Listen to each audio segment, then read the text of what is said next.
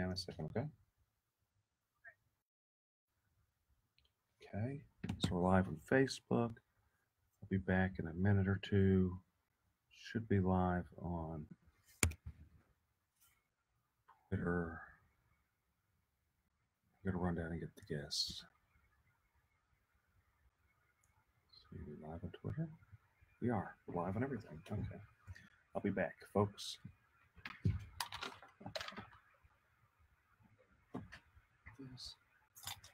Most important thing here.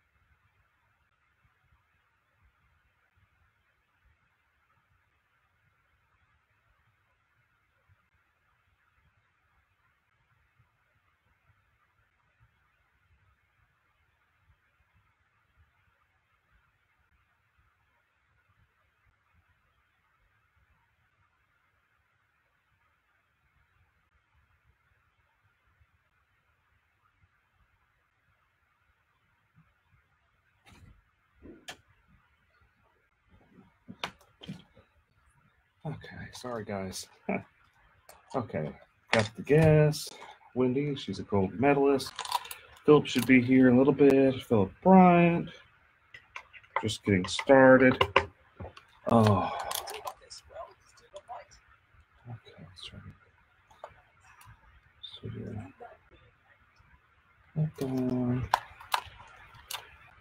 Okay.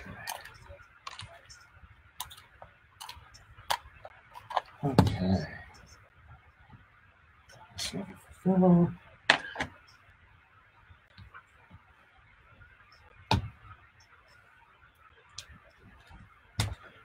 Okay.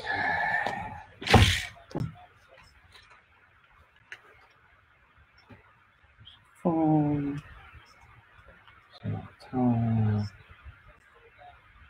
Oh, guys, you gotta check this stuff out. What's going on?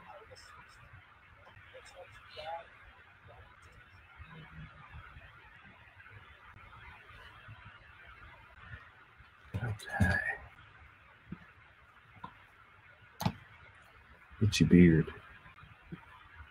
Oh.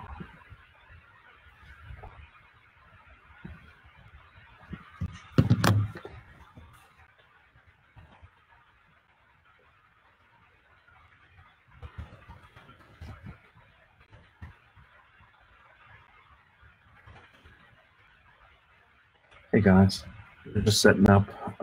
It's gonna be a little bit. I got some real wild stuff. Talk to you guys a bit about Sylvia Garcia. The news isn't talking about this very much. My final thought is that this situation between me and Sylvia. This situation between me and Sylvia Garcia, this was not an isolated incident like the Brett Kavanaugh, Christine Blasey Ford situation. Mine was in the workplace and outside the workplace. She just continued, any little opportunity she had, and this was a pattern of events. It was a series of events, and they're all documented. And again, my grievance is still open. Wild. I gotta grab the other guest. I'll be right back, folks. Hey, Phil. You here? Okay.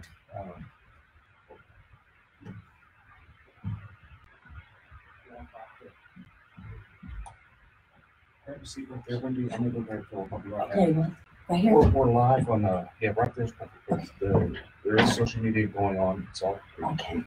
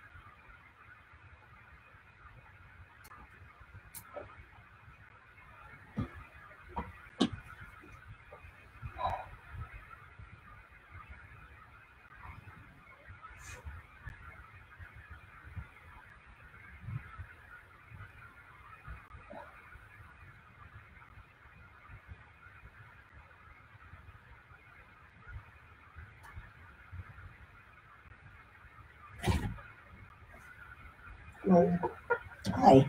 How you doing? Wendy. Nice to meet you. Taking over Eric's spot. Okay. This is the Philip Paul Bryant show now. Hey. What's up, Chris, brother? Jim? Yeah. So do you know what we're doing? I don't Because know. I don't. Yeah, I think we're talking about your book, right? Nope, it's diving. Springboard and platform diving. Gotcha. Is that what your book is about? It's not. I don't have a book. Okay. It's I coach Gotcha. at Texas A&M University, Cool. and I coach a junior team 18 and under, and then I help with the college teams. I was just keeping your seat warm. Cool. Tell everybody hi. It's on Twitch and Twitter and Periscope and every social media little thing you could think of. We're live there. Oh, even Tony Busby joined us, who announced he's running for mayor. Is that the next mayor? It very potentially is the next mayor. That's a good stuff to talk about. I actually am a big fan of Busby. Big fan of Busby. He's got the right personality to do You it. think you can give me an invitation to the Christmas party this year? Oh man, have you heard anything about Busby's Christmas parties? No. He had Snoop Certainly. Dogg. He Oh, had no Snoop way. Dogg at his. Fantastic. He had Snoop. Oh my He had gosh. Snoop Dogg at his. Fantastic. Oh, he's great. Wild. Oh Is man. he coming back? No, it's not this time. No Snoop Dogg this time. But it was a really good Christmas party. Really good Christmas party. Oh man. I'm glad I joined in. We can talk about that. It's a good thing to talk about.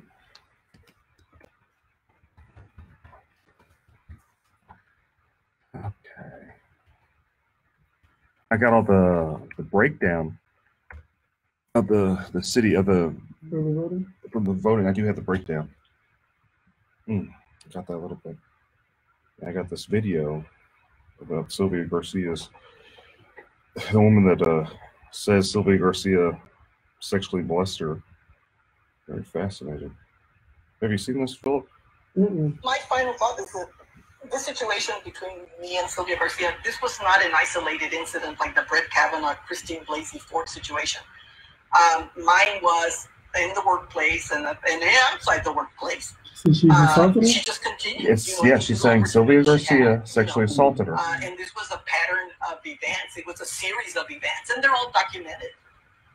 And again, my grievance is still open, and Sylvia Garcia still has not responded to sexual harassment. The sexual harassment that I wrote back on July 29th,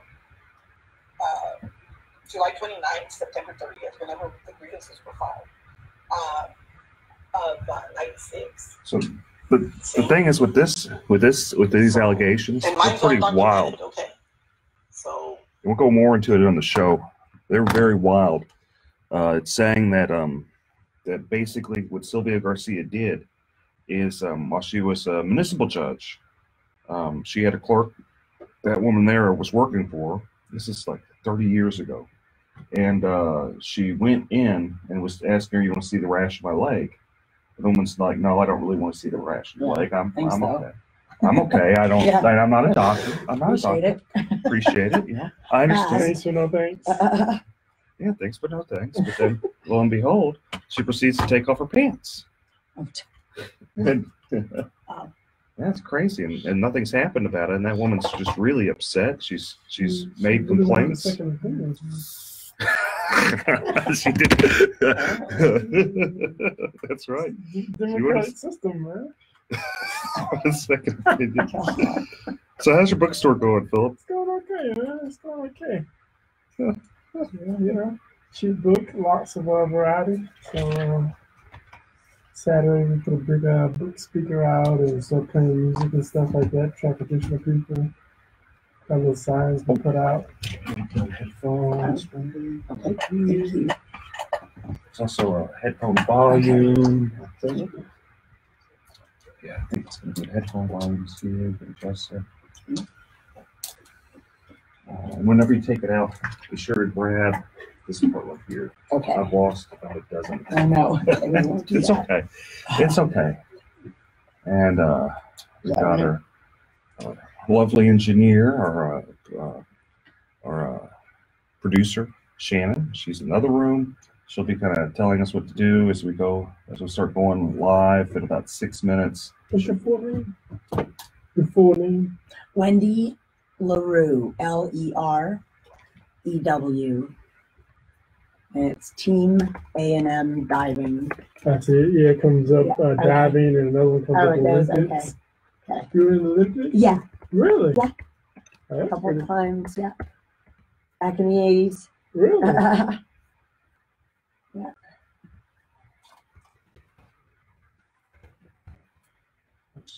Awesome. I really do appreciate you joining us, Wendy. Oh no, this is a great opportunity. I'd love to talk about my program a little bit. I'm trying to build it. Like I've been doing it for a while, but we have a little gap as far as how many kids. I've had a couple of kids in Olympic trials last year. Excuse me. Mr. Jay LaRue, that your husband? Yes, yeah, he's the head Texas A&M coach. Wow. That's Yeah. awesome. Yeah, he was a Texas- two-time Olympic coach. And the Texans are they're doing something. We might go somewhere else. Yeah, you at Texas A&M. You mean? Oh, well, Yeah, he's Yeah. A&M. oh, he's A&M? Yeah, diving coach as well. Oh, cool. Yeah, not football. I coach the football. No, just kidding. I got y'all confused. Yeah, that's okay. Yeah, so we coach. I coach for the U.S. national team as well, junior national team, and he was like a two-time coach, and he wasn't my coach, but so I was been running a program there for about 8 years at Texas A&M, and it's 18 members, so junior kids. We call that junior diving, and they're the ones that are getting ready for the Olympic trials and getting ready for college scholarships, that sort of thing. So kind of how we do this is there's going to be 4 segments. The first segment, I'm going to kind of talk a little bit and bring Philip in, and we might bring you in we're going to go over different topics of like general stuff that goes on. About the third segment is going to be when we're going to focus on you Okay. and all the stuff that you've done, and then we're going to kind of tie it in with the last segment, kind of tie in what you've done, kind of summarize what all we've done. what we're Okay. talking about. Super. Just kind of, so we'll start. I'll just keep my mouth shut. Till No. I'm spoken to. Yeah. Then it's, you can feel free to chime in. Just don't talk. We try not to talk over each other. Try to be very respective, and try not to be too angry. We'll have our own mind. This stuff with politics lately, it's just so much bad energy. Yeah, You have your own opinions. I I'm respect anyone's opinion. happy that stuff's going on. I mean, I think he's, not politically correct or anything like that. He's not, he's a wild one. Trump is, but he's certainly moving and shaking things. I voted for Trump. He did not, but that's okay. Yeah, I did. And, that's okay. I have daughters. I can understand. Says some silly things, and he's not very articulate for somebody that was a president. But he's getting it done. So I think that's he tries. Matters most. Some people think he doesn't try. He's quite brilliant. I mean, he's a brilliant businessman. Let's face it. I think he's an excellent marketer. I think. Relative. Yes, absolutely. Well, he got something like $3 billion of free media whenever he first ran for president. That in alone, he already won. It didn't matter whether he became president or not. Yeah. It's like someone gives him $3 billion free. He and all his friends, he's got his own. No. About 2 minutes. Hi, this is Eric Dick, and I think it's important that you know your rights. If your homeowner's insurance company has denied or underpaid your claim, you have the right to hire an attorney. You have the right to call me for free consultation at 833-7-RIGHTS. That's 833-7-RIGHTS. Don't let your homeowner's insurance company take advantage of you. Call me today at 833-7-RIGHTS. Has your homeowner's insurance claim been denied or underpaid? Call Dick Law Firm at 833-7-RIGHTS. Feeding Rocks. It should not be a crime to feed the homeless. Feeding Rocks. A good Samaritan shouldn't be punished for acts of kindness. Feeding Rocks. Because it's more of a crime to turn your back on a starving person. Feeding Rocks. You shouldn't go to jail for sharing food. Feeding Rocks. You can't in good conscience let a hungry person starve. Feeding Rocks. Help us legalize charity. Go online and sign the petition.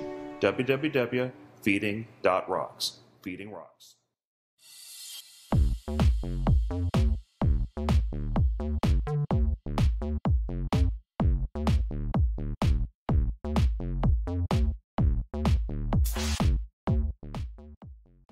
I got about 3 minutes. Okay. Yeah, I can hear you, Shane.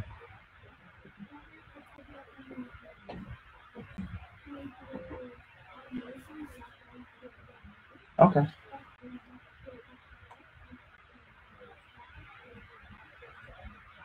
Cool. Thank you, Shannon. We're about to go. Another minute or so. Okay.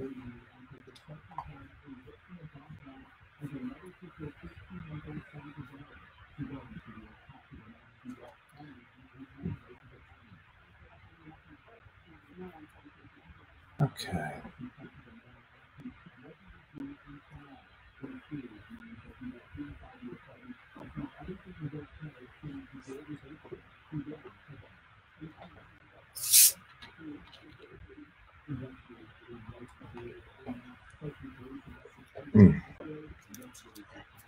Doing the Topo Chico.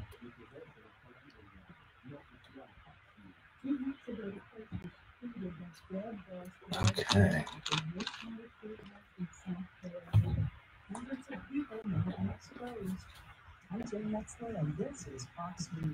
Okay, we're all going nice and strong. It's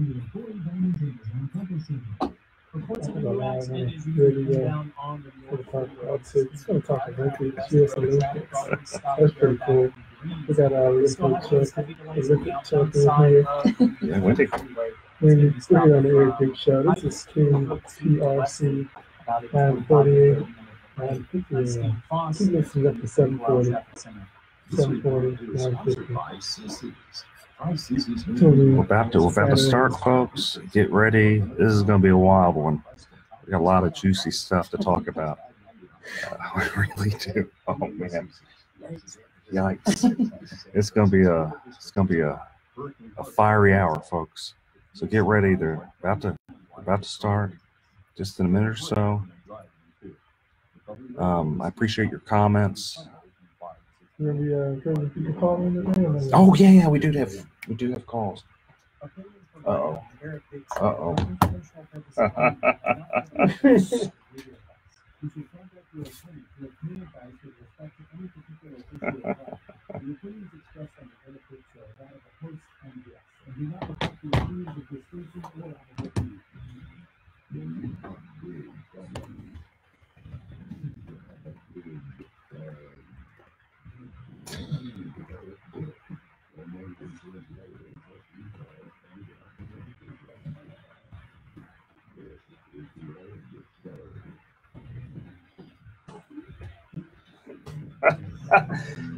Oh my goodness. Oh wow. We're back. We're back again. Back again, folks. I'm being a little too loud. Producer Shan's getting mad at me. I've already got in trouble. Just got here, folks. Back for more. Back for more. Philip Paul Bryant is riding shotgun with me, and our special guest, we have an Olympic champion, Wendy, was it LaRue. I'm horrible. LeBron. Come on, this isn't the Lakers. I know. Cleveland or Miami. I can keep going, right? Well, the Rockets have been doing so bad. Didn't they finally win one? Yeah. Finally won one. Oh my goodness, they've been doing so bad. Okay. I think they're trying to convince Milwaukee that we deserve a new player. Who's that other player they're trying to get? I haven't been paying attention to that. I've been crying when I'm sitting in the seats watching them play. That's what I've been doing, is crying whenever I see Harden was out 2 games and CP3 was out 2 games. The only game we won before last night was with the Lakers, when it was just a downright brawl. It looked more like it was hockey than it was the Rockets and basketball. But okay, so let's go into it. Hurricane Michael caused $2 billion of damage. That's what the reports are saying from the Wow. So it's going to take a while for people in Florida to really recover from that. And when dealing with insurance companies, it's often difficult, and I'm sure a lot of them are finding out. We had in Houston a storm during Halloween, but it wasn't anywhere near as bad as the poor people in Florida and with Michael. But I'm sure a lot of people in we're getting a lot of pockets of flooding too. I know some people there in the Astrodome that kind of got stuck, and people, I don't know. Every time it floods, people still try to drive through the water. I don't know why. It's like Halloween was pretty active in my neighborhood, though, I have to say. Right. The kids got out there in the rain and the tornadoes. The kids don't care anything about any rain. They're not gonna let that stop them. But it seems, though, every time that there's a holiday in Houston, we get a flood. Like we had the Tax Day flood, Memorial Day flood. 16, yeah. I mean, we've been flooded for like for the last 5 years. Every year we get a flood, with the pinnacle being Hurricane Harvey. Yes. So my question is, we got Tony Busby, who's a multi-millionaire attorney that has some of the best Christmas parties out there, folks. I'm just telling you, the best Christmas parties that ever were. Let's see if I get on the list this year, man. That'd be. I can't really vouch for the Christmas parties, man. I seen it on your social media. I saw you go live at the Snoop Dogg concert, but unless I'm gonna personally get an invitation, man, I don't know. Yes. I feel like the party isn't cool unless Philip Paul Bryant is there. Like that's just my perspective, because maybe I'm being biased. Me too, actually. But back in high school, the party wasn't cool unless the coolest people in the school showed up, man. And he's wrong for not inviting Philip. But my question is, I went on a tangent about his Christmas parties. They really are all that in a bag of chips. But he decided he's going to run for mayor. He decided, and he called it way, way early. Like, you don't even have the current elections happen yet. Yeah. Is this just some rich guy being crazy? Is this like a serious campaign? What do you think, Philip? It seemed pretty sincere. I watched the Isaiah Factor. I watched the Isaiah Factor interview, and Isaiah asked him the exact same question: "Are you serious about this?" And his response seemed pretty sincere. I mean, the rest of the interview was pretty casual, pretty funny, pretty jokingly. But when they specifically asked him, was he going to actually run for mayor? Should people take him serious?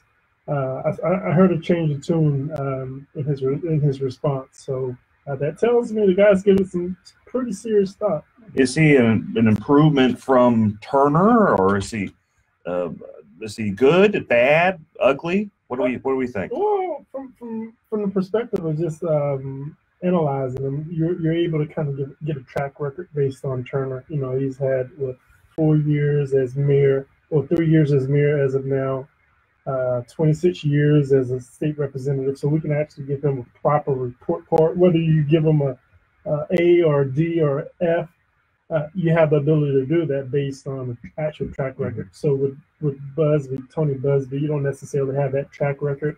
It's just kind of based on what his view is, what his vision is for the city. And so it's almost an unfair comparison as far as giving them both a report card, because one is just based on ideas, and the other you can actually say, nah, you didn't deliver on this, you didn't fix the potholes, you didn't lower the taxes, got in a huge fight with the firefighters. I just had to throw that in there. Well, we can go into the firefighters. I had to throw that in there, right? But to answer your question, I don't necessarily. It's hard to say if it would be an improvement, because it's not necessarily a track record to run on. Running the business is different from running the municipal and the government entity. Well, but he makes a pitch that, look, I don't need the job. I'm not going to take the money. I'm doing this to make Houston like the top of the city that it could be. I go to all these other places. They talk about how much they love London, how much they love New York, but they don't say such fondness with Houston. And I've had enough. I'm going to change that. That's kind of that, and it's early, and maybe it's eccentric for him to say something like that. Who knows? But I mean, is there something to be said about that? I don't know. I mean, if he's willing to give me the $235,000 a year, that he's apparently going to have some sort of voter lottery, I probably have a different perspective. I'd probably be a little bit more optimistic if I had the $235,000 in the bank account. But Let's say. Have you been okay? Have you been paying attention to this any, Wendy? You know what? On the national level, I have. Well, we'll get back to the national level. There's a whole lot of great stuff in store for you folks. She's got to tell us how we can participate in the Olympics. We're gonna get to Wendy. Trust me. We'll be back. Working out, man. These muscles aren't just for show. I know, Philip. A little bit for show. We'll be back, folks. We'll be back in a few. The gun show. They should switch the name. I like that. The gun show. There, Dick.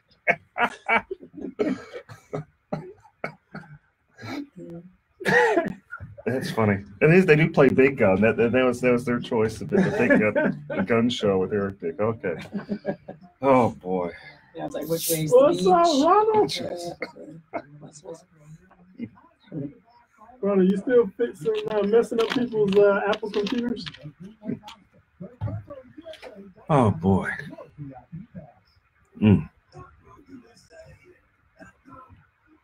Yeah, I don't know about his response on the.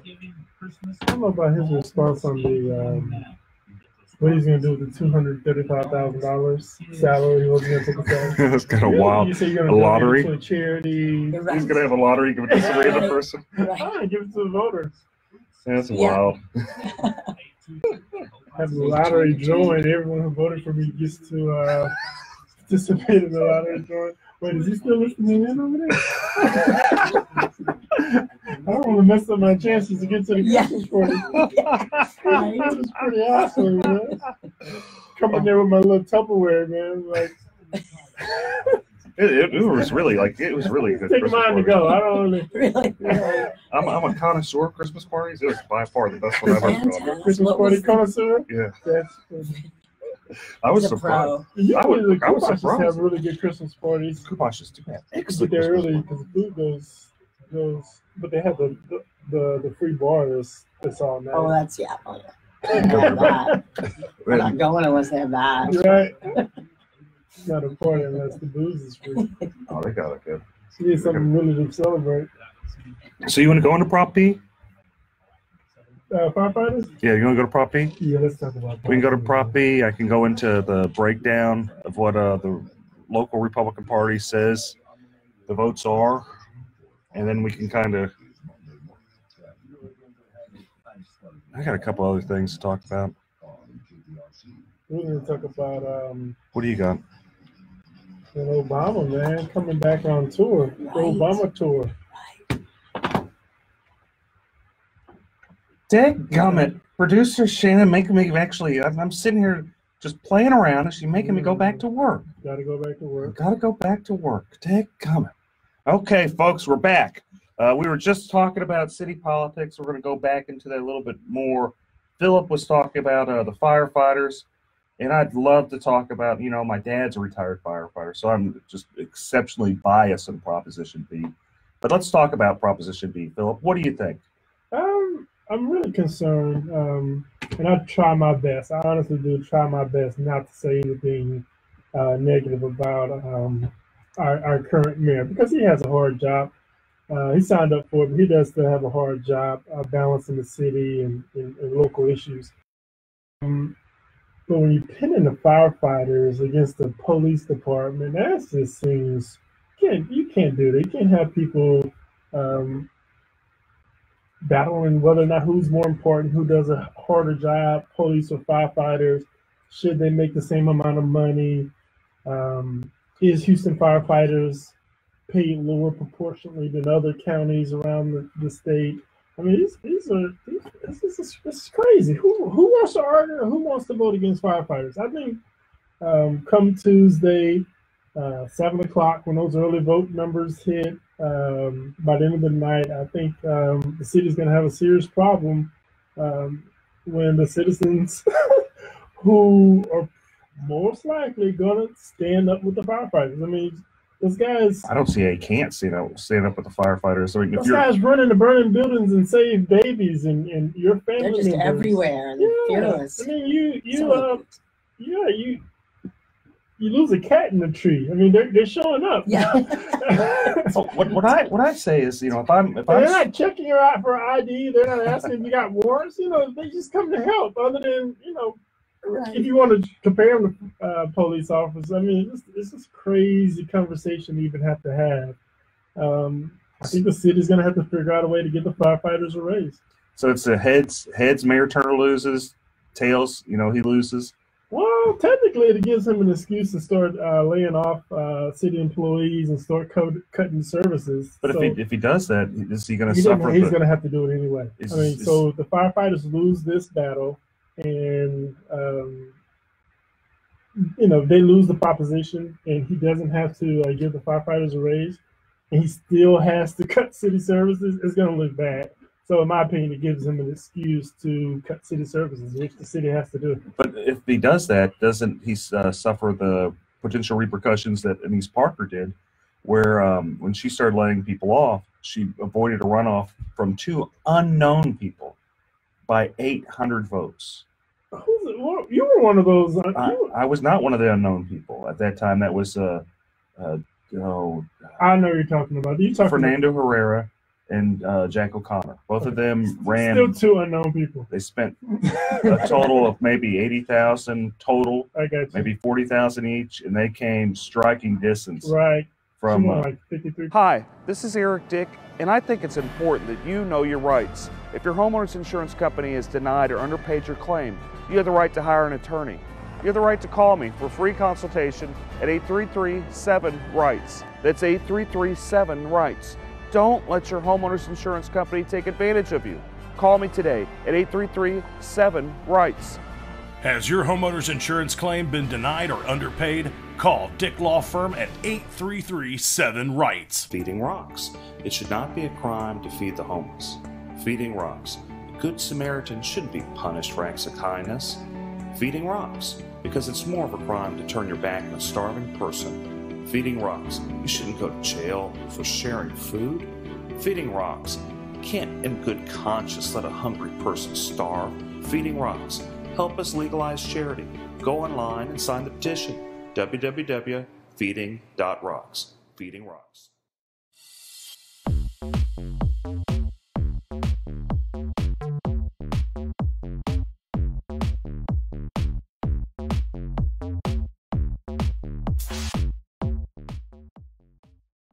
Versus No, she won 50.01. Okay. 001. She won by 800 votes. She avoided a runoff against people that had no funding because she became so horribly unpopular for a number of things. One of them included laying people off. So if he does lay people off, does he get around the area that he's vulnerable during this election cycle? Yeah, I mean, if people, city services start to fluctuate, or people don't, not pick up the trash on time, or city potholes aren't getting fixed as quickly as possible, you're going to suffer that either way it goes.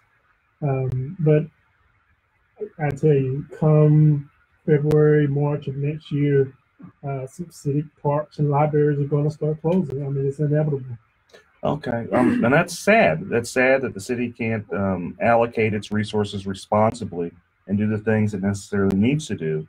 Instead of, every time I've ran for city office, I talked about how you got to do the basic things, do a good job at it before you start doing the ancillary things. Expensive art, those type of things. Maybe you should run next year, Mr. Eric. Can we talk about that? Are we allowed to talk about that? And we aren't going to talk about that. No, I already got enough. I got it. No. But what we can talk about is so early voting's done. We've got all the ballot by mail, all the early voting's done, and I've got kind of a breakdown of the numbers if people want some intel. This is an exclusive. This is an Eric Dick exclusive. You're like a theme music right there, like when you say something like that. Well, it is exclusive. This is an exclusive. Okay, so a total of 106 people voted. Of that, about 36.5% had some type of Republican history. 30% had no history at all, and then 33.18, about 33% had Democrat history. So, and there's one. That seems scary. Well, but let's run with this for a couple times. This is for a couple different things. One is this is the highest turnout we've ever had for a non-presidential year. This is countywide. This is countywide. Nearly 1 million people voted. 852,000 people voted early, ballot by mail or early voting. And of that, 37%, some type of Republican, 30% none, no history at all. New voters, See, that's the thing. I think all of the campaigning and locally and nationwide, it's getting people going. I don't know if Ted Cruz is out there registering people to vote, bringing out the vote. I think you got to give a lot of that credit to possibly Beto. I do give it to Beto, and I've always said that I do not think Ted Cruz is going to win Harris County. I don't think he has the right personality to win Harris County. But he lives in Harris County. That doesn't seem fair. And his neighbors doesn't like him? I'm not commenting about that. What I am commenting about is whenever he ran last time, 6 years ago, he barely won Harris County from an unknown person. Beto is known and liked in certain pockets. And in full disclosure, I voted for Ted Cruz. I'm a Ted Cruz supporter. But I'm saying that, that Ted Cruz is going to have some serious problems in Harris County. And, if I was like Sherry Dean, or if I was Roy Moore or David, Farr, I'd be upset with Ted Cruz, because the whole reason Harris County's, changing, the whole reason Beto ran is kind of the result of Ted Cruz's arrogance. So in your opinion, Republicans are in trouble in Harris County? I think they are. I think they could be. I think, and some of that's sad because you have some really, really good Republicans. Can we shout out some of those Republicans? You can name names like Sherry Dean. Sherry Dean, that's my people right there. Sherry's a nice judge. Dean, she does the backpack to Fifth Ward every year. Her and Judge Moore and Judge John Schmoody, Alicia Franklin York. The family law judges are really good in Harris Charlie County. Prime. I'm How are sorry. their Christmas parties? Not nearly as That's what I good as wanna know. They need to BuzzFeed. get No. their Christmas party game up, man. Think about it. That's an excellent. That's why she's an Olympic champion right here. Sense of humor. Yeah. Thinks outside of the box. So just going on politics, we got a little bit more, and then we can start going into talking about our fantastic guest. Is Sylvia Garcia. There's more information about her potentially sexually assaulting this poor woman. We got a video that I was showing the people earlier on Facebook and Instagram and Twitter and Twitch and Periscope, and I was showing them this video. It doesn't seem as bad, and I'm going to get some backlash on this, but it just doesn't seem as bad when I guess the lady had a medical condition, and she just wanted a second opinion about it.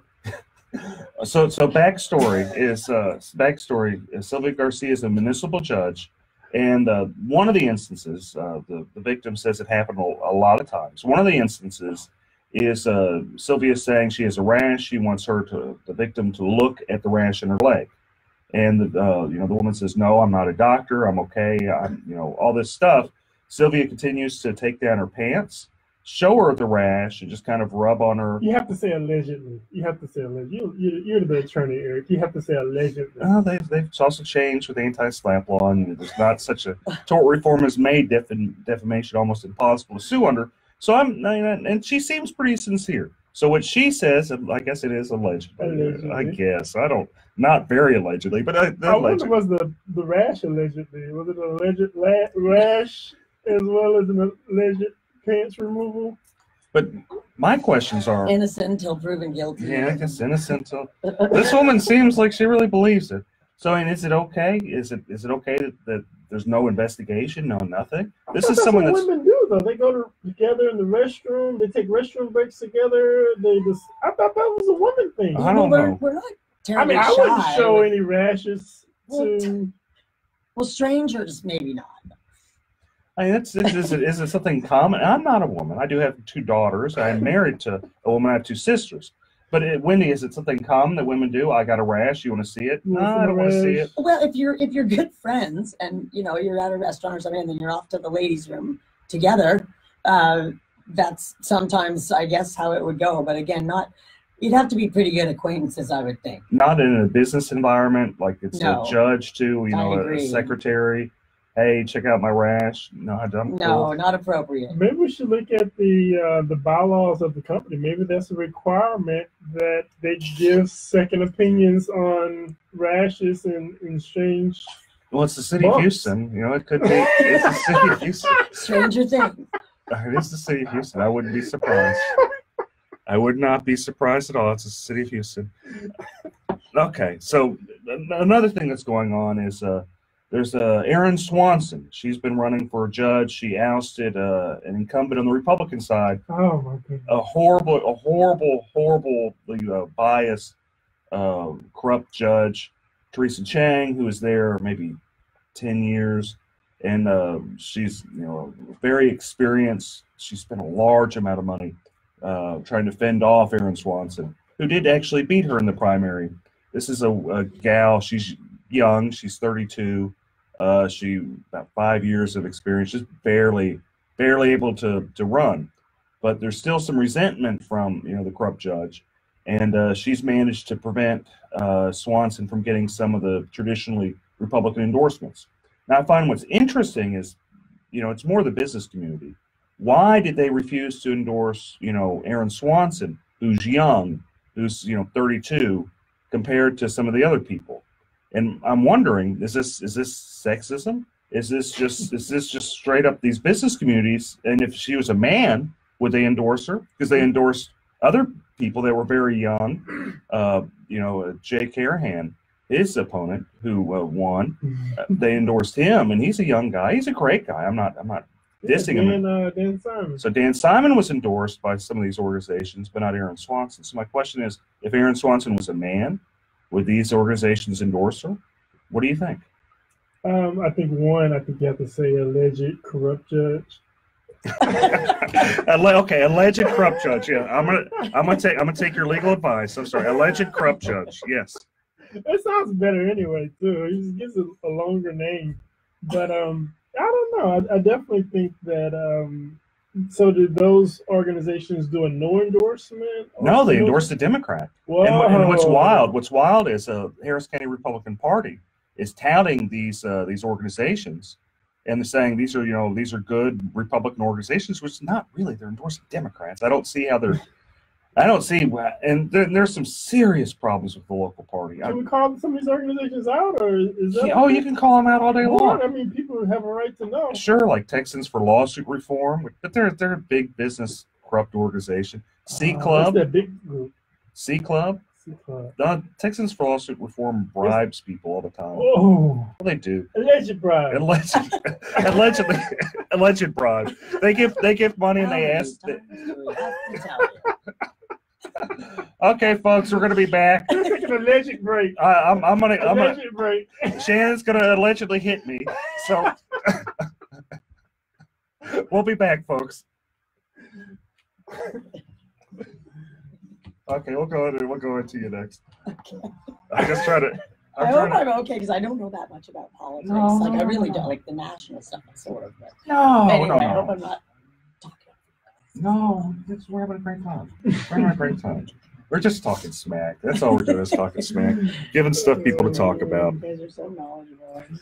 You take a shot at Texas for lawsuit reform every show, don't you? Oh well, I do. They take shots at me. It's only fair. They do take shots at me, so it's only fair. Only fair. You can tell us about your how you got into what made you guys start the organization? Sure.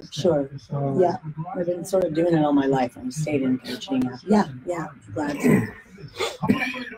It's really awesome. How people find out more information about it. That would be great. It's super. Like I said, I've got a small group right now. I'd like to see it grow. It's a very small sport. It's not. You see it every 4 years at the Olympics, and people don't understand how much you work at doing that. It's very difficult. Conditioning, the fear factor. Did you receive a medal or anything? No, I did on the world level, world championships. The Olympics, actually, frankly, I choked. No, that's happened. Yeah, and it was my first one competing, and you're 21 years old, and I mean you've been diving a long time, but still you get a little deer in the headlights, and it's whoever either has the most experience or whoever just has a darn great day. You compete against those world people, that field, for at least 4 years on the international circuit. You tour Europe, world championships, Pan Am Games, things like that.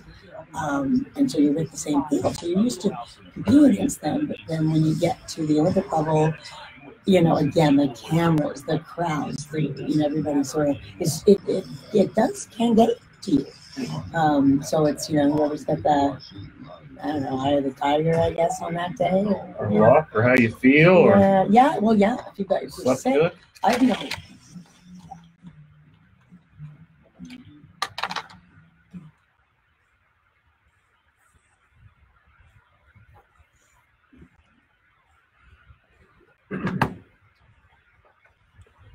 All right, we're at the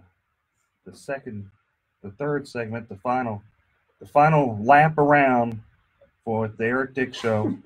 We've got a great guest, Wendy. She is just a great athlete. She is a world champion? You were in the Olympics. Right. Yeah.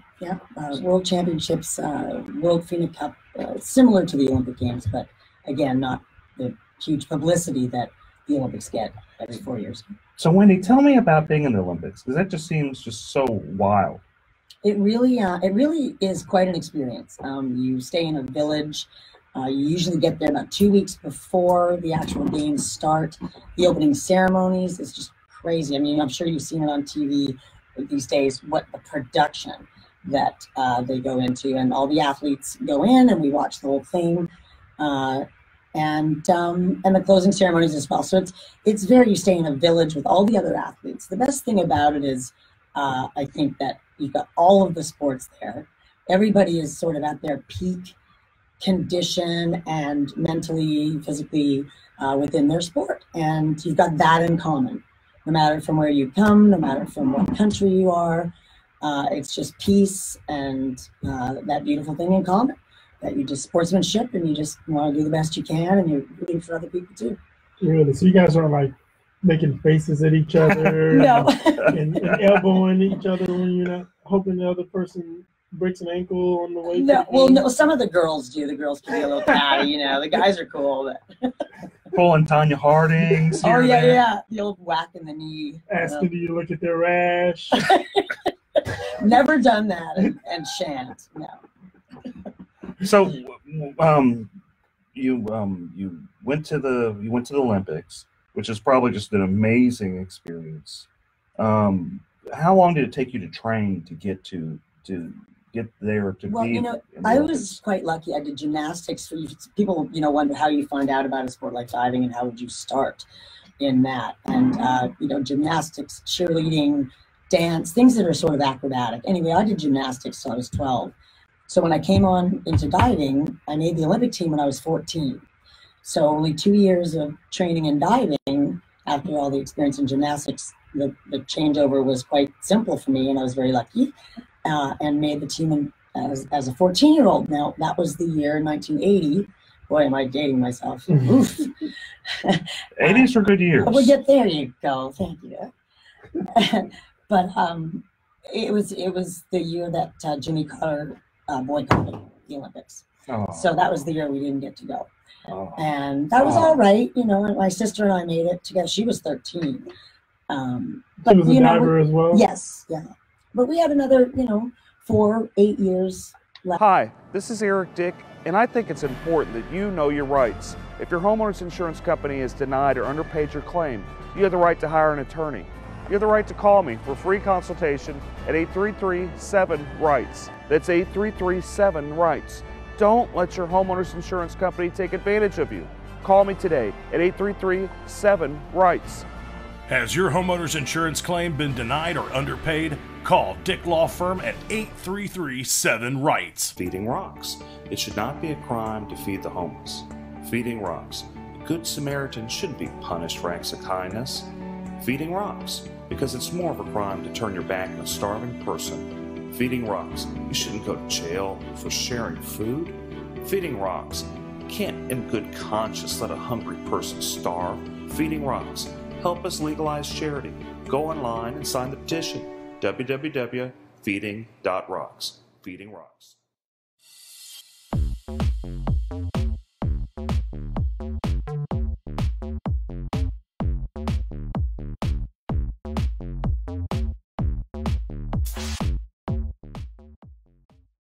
In us to make another team.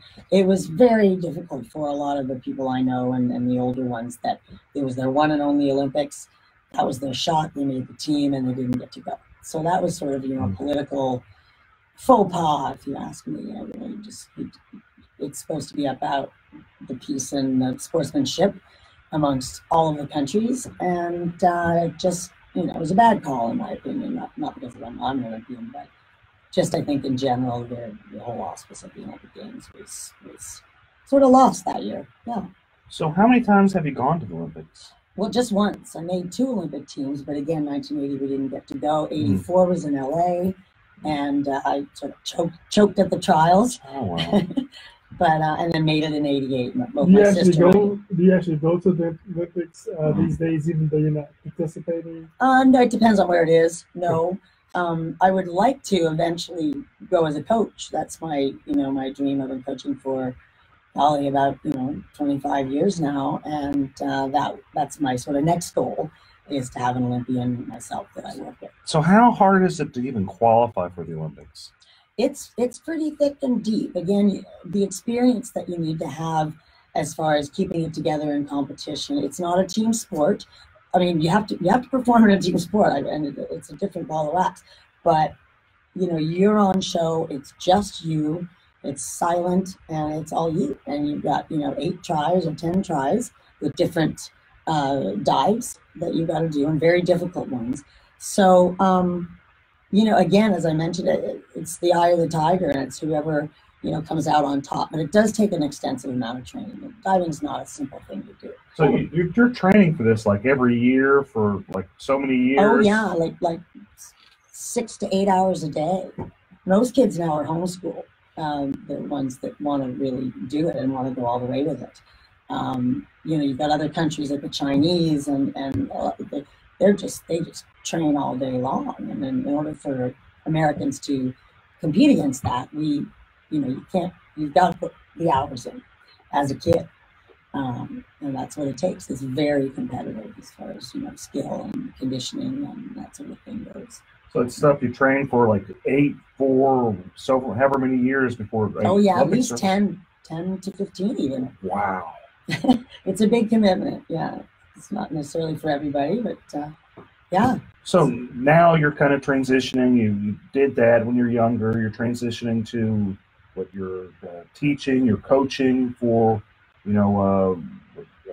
diving coach. Is that what you're doing? Yes. Yep. Springboard and platform diving, and I actually coach at Texas A&M University. So does my husband. Actually, he's a 2-time Olympic coach, Jay LaRue, and I'm doing the 18 members. So what I'm doing is I'm sort of molding future champions. Some of those 18-year-olds can make the Olympic team, though, and stranger things. It's happened.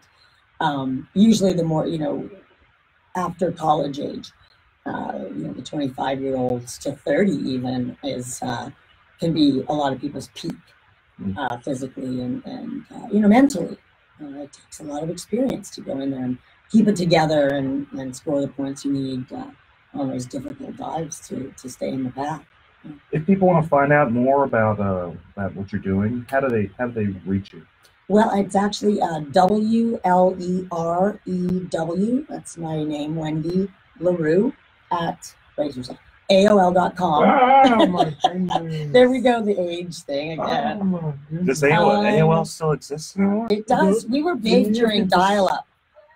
I was really cool back in the day with the dial-up thing. Wow.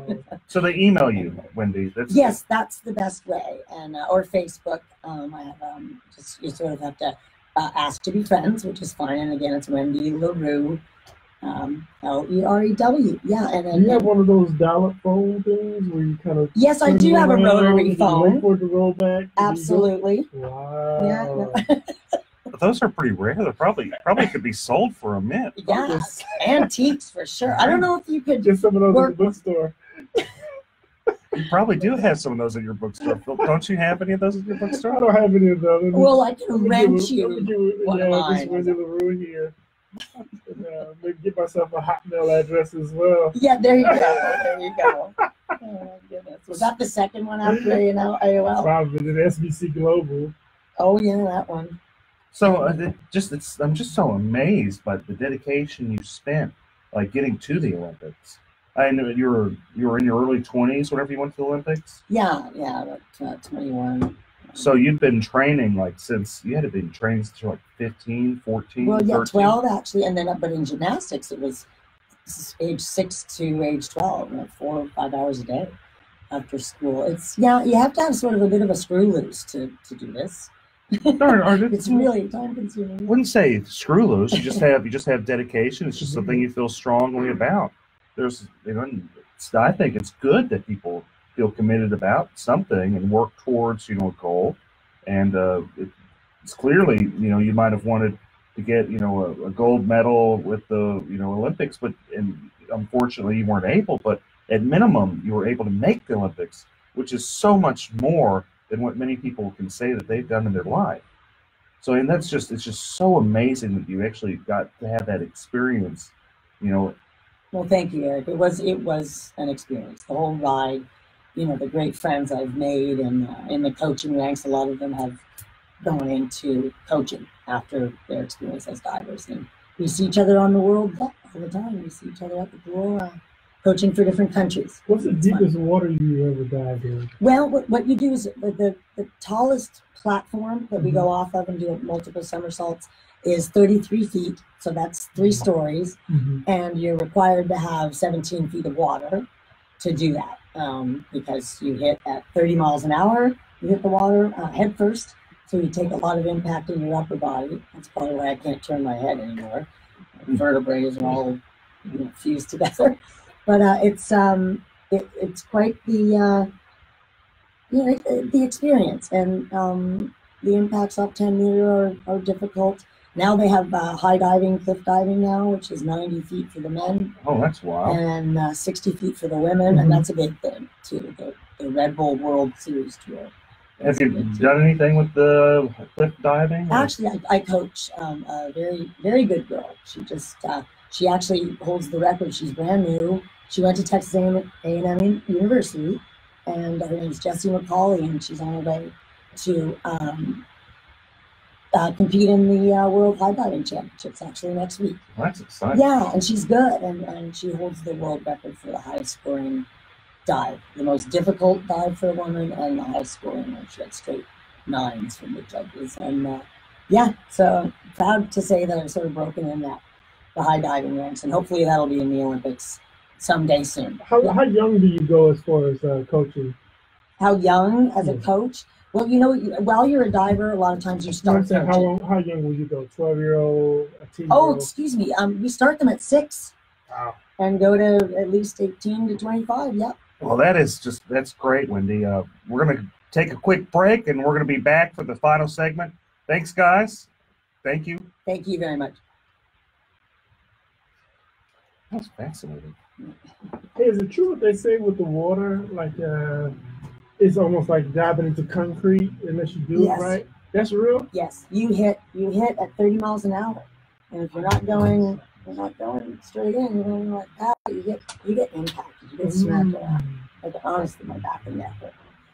Springboard divers do okay. They're 10 feet off the water. It's not that serious, but the higher the 3 stories up there. So you really doing this little arrow thing, you really breaking that water? Yeah, you're doing it. Hey guys, feel free to call in 713-212-5950. 713-212-5950. We're going to be taking calls. And try to go in the spot. And there's a fear factor involved. It's not for everybody to go up there. Yeah. I wouldn't even go up to the 30 feet. Oh, yeah, you would need to stop by it. Jump off with my eyes closed. Yeah, and you don't know when you're going to hit the water. So it's like, what you do, you have to be a little bit. I mean, I don't mean look at schools to try to train to be an athlete, but diving is just sort of, you got to be a little eccentric, I think, to hurl your body off that height and pray that you land well. I got to ask you, how do you feel about Larry Nassar in the U.S. Olympics? Oh, who? Larry Nassar. Why don't I know that?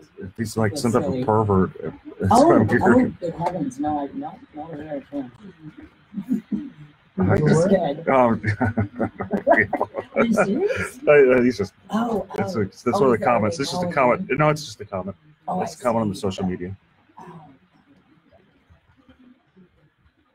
Chris sometimes he eats on the show too. So he's being funny.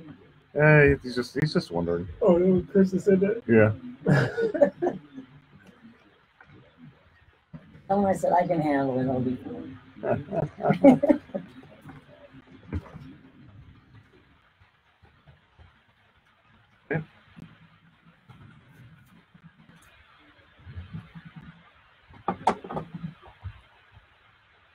All right.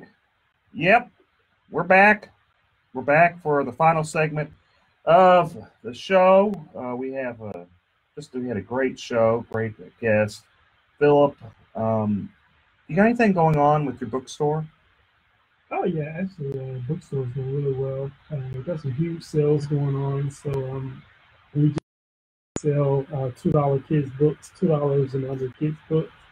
So we've got like 6,000 or 7,000 kids books that we just trying to almost give away. And then we got like nonfiction, fiction books, $4 and under. We got like almost 20,000 books that we're just doing for $20 and under, just to, it's not about necessarily trying to make a bunch of money. We're really just trying to get people back into reading, traditional reading, just grabbing a book. I know audiobooks are pretty popular. People like Kindle and stuff like that. But even having your kids watching you read and read them stories as well. I agree. It's brain exercise, and it's such a shame that it seems to be that books are becoming a lost. And it's so fast how it's progressed to where there's online computers. Yeah. But where's your store at, Bill? We're at 3314 Lyons Avenue, so we're about a mile and a half on the outskirts of downtown or in the Picklewood area. And this is just like a cool little place where hang out. Got a couple couches in there. Hopefully you don't just read the book and then put it back. They're too cheap, and you might as well just take it. $2 a book. $2 a book for a kid's book. $4 for regular books. Great for Christmas, goodness. Right. Yeah. Huge. Got a huge religious section in there. We've got some legal books in it. I'm just going to see me sneaking around. That's where I get my books at. Is Phil Paul Bookstore. And they have the definition of allegedly. Right. I need to get blacks. Allegedly $2 kids books. I need to allegedly get a Black's Law Dictionary. Philip's going to highlight allegedly real big for you. You want to say this? You don't want to say it? You say alleged. Right. Yeah. Man, but what's more interesting is that you guys should make sure you guys are following Eric Dick on the Facebook. You'll see me on there. I'm all over his page. But make sure you follow Eric Dick on Facebook.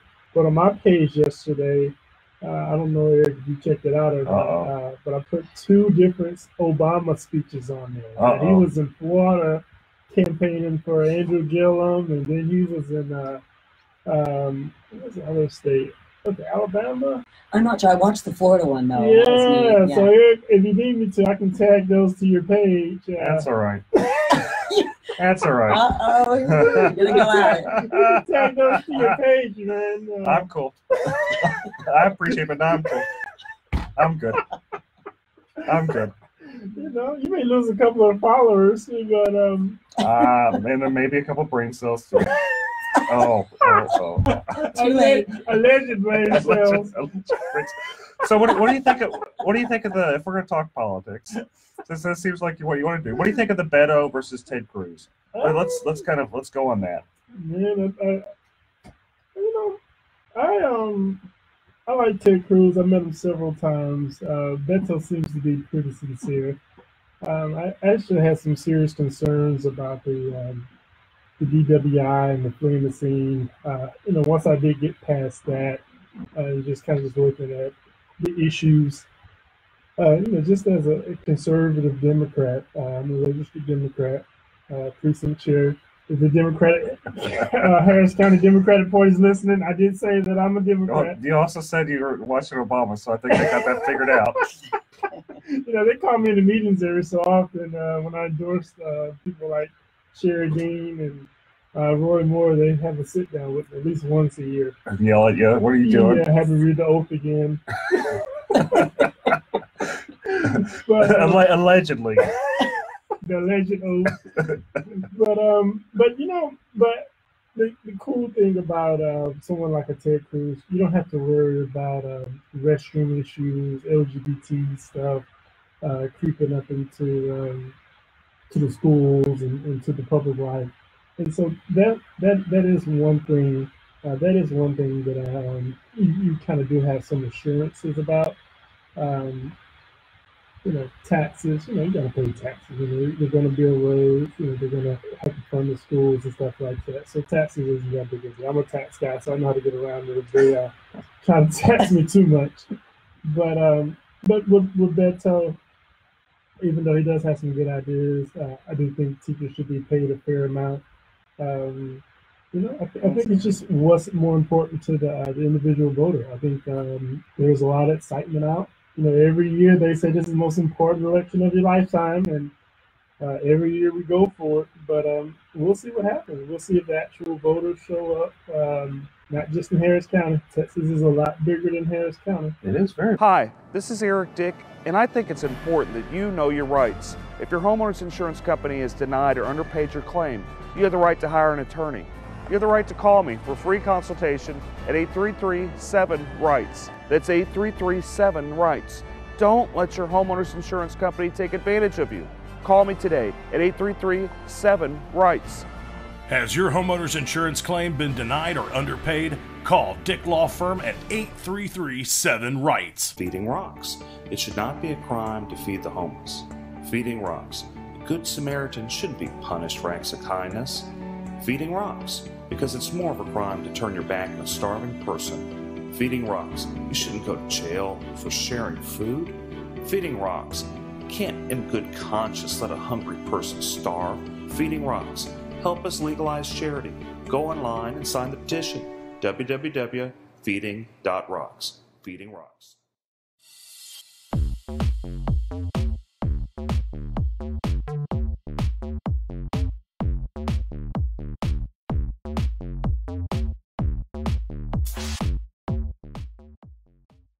It's one of the biggest counties in the country, but it's still a lot more Texas, and so I'd be very interested to know on some of those increased voter trends, in some of those rural areas where they don't necessarily have Facebook, they don't have, they're not on Instagram all day, it's a lot of rural area in Texas that Ted Cruz has a lot of support. That's what you think that Ted Cruz would win. And I'm actually a Republican, elected trustee for Harris County Department of Education. I'm going to take the fifth on what I am. I don't blame you. I don't blame you. Even here. But just my response only is that, I think Ted Cruz shouldn't lose. But if he does, then why did he lose would be the question. And my fear is just that he has not been as personable as he should have been. And I think another race to watch is Ken Paxton's race. That's another race where I don't know why. Wait, so Ken Paxton isn't in jail? He's not in jail. They're all alleged crimes that he allegedly committed. And they aren't like Tom DeLay crimes, and I know Tom's actually a really great guy. They aren't like the Tom DeLay crimes, which got dismissed, or the Rick Perry crimes that got dismissed. Oh, I like Rick Perry. Man. I do like Rick Perry, too. That's my guy right there. Yeah, well, you better deny that because you're a Democrat precinct chair. That's not his guy. It's his alleged guy. That's my alleged guy. I like everybody.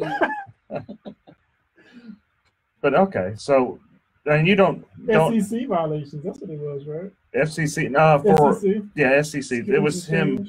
So for Ken Paxton, it was he was getting commissions whenever he wasn't licensed, and that's a little bit different than the Rick Perry thing. That's not that big a deal. It's not BWI. But it's kind of worse. Sort of a big deal. No. I don't know. But so is it? That race is one. I thought it was some insider trader stuff that he was involved with. It's that too. Oh. Allegedly, that too. Yeah. But it's about 3 counts. This case is the case has been going on a long time, and I don't know, man. I think he's the most vulnerable out of them all. I really do, and maybe it's just me being an outsider looking in. But I think my fear is, and of course I didn't vote for George Bush either. I couldn't vote for George Bush. I can't. All Bushes aren't bad. How did you? I'm not. Did you allegedly support George Bush? You like allegedly? No comment.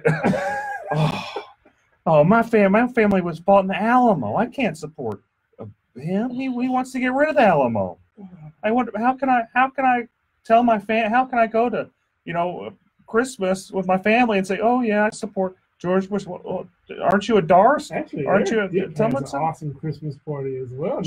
We want to be quiet. We want to be quiet about that. No. Shh. We don't have Christmas. We don't know what Christmas is. And there's no allegedly Tony Busby party. No. Pretty awesome. Okay. Got Tim on the grill. Yeah, Tim does a good job. Him down at Phil Paul's Barbecue. What's going on with your barbecue restaurant? And we're opening up on the 16th of this month. So November 16th. We're going to come talk about it. Maybe even get a couple of sponsorship plugs in between some of those Dick commercials. Eric, that's Eric, Dick. Okay. Can't you say your name by itself? I got you. Okay, I'm trying to keep a straight face here, folks. Trying to keep a straight face. Okay. Okay, so a couple other things I had kind of here to talk about. Texas windstorm, I'm a homeowners insurance attorney.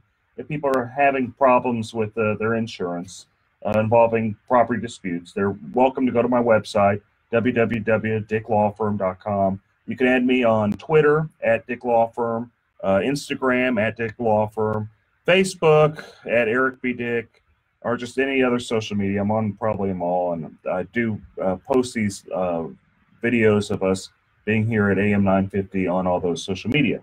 I just saying that as a level of background, people where they can connect with me.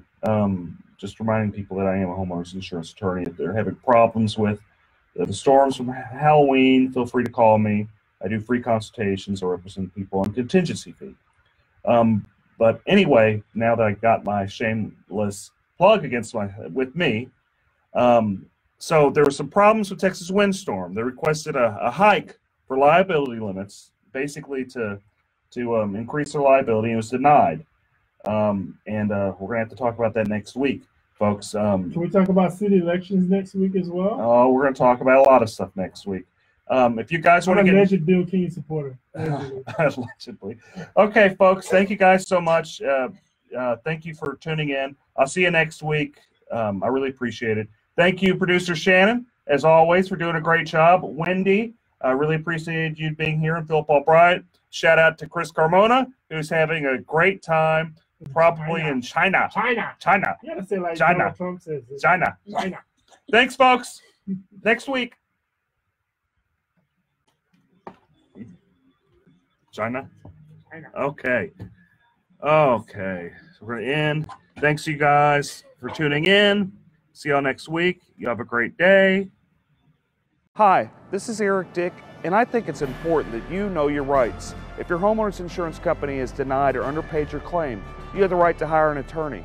You have the right to call me for free consultation at 833-7-RIGHTS. That's 833-7-RIGHTS.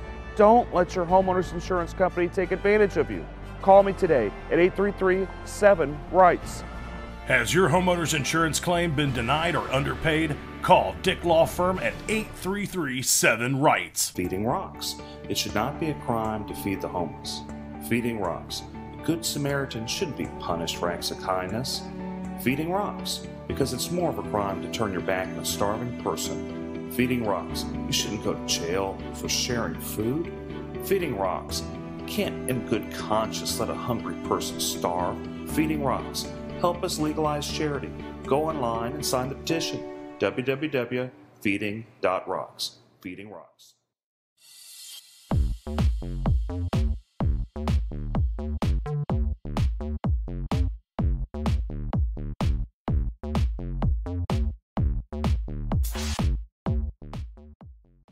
I gotta go live on. Okay. Hey, folks. Start another show. Dude, Message me. What do you got? the Rockets, why did they lose so bad last time, man? Dude, they made Montrezl Harrell look like an all-star. I mean, he was good when he played here, but he wasn't an all-star. This dude had a career night, 30 points. The Rockets. And we go from being ranked number 1 to like the worst team that exists. I think we're down to like rank number 16, 17 right now. Jeez.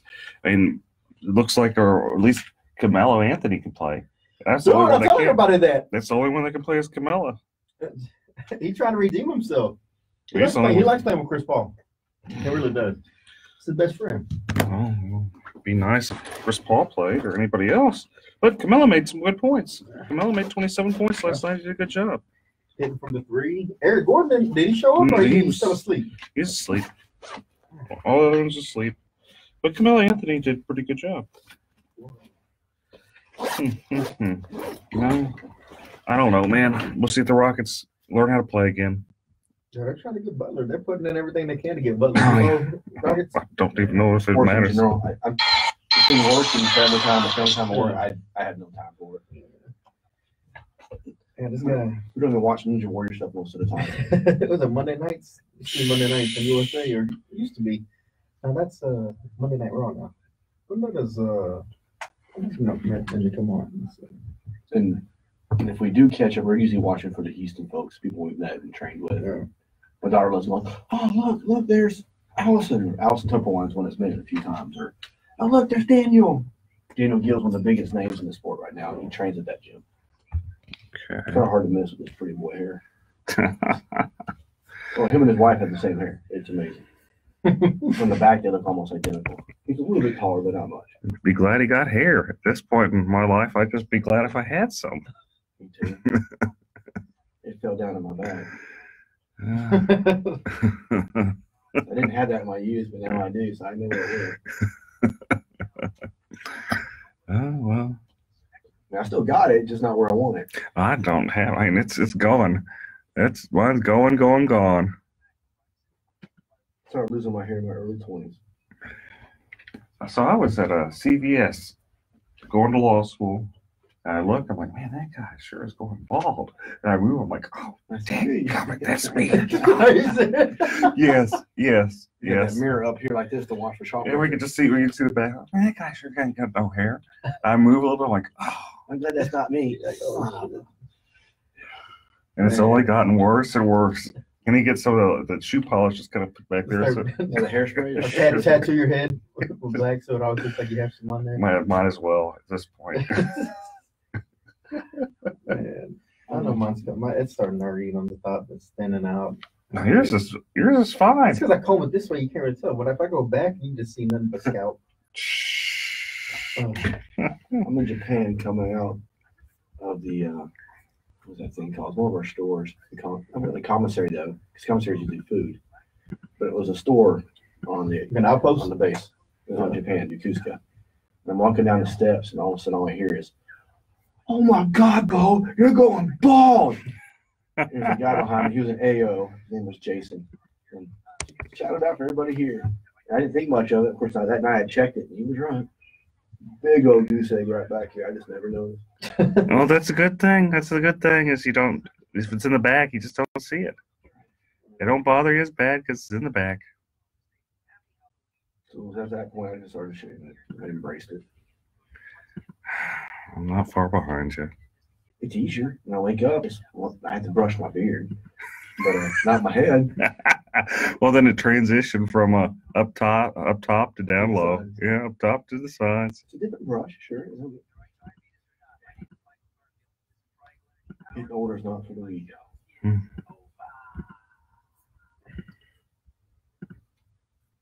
Oh, did I get this thing working?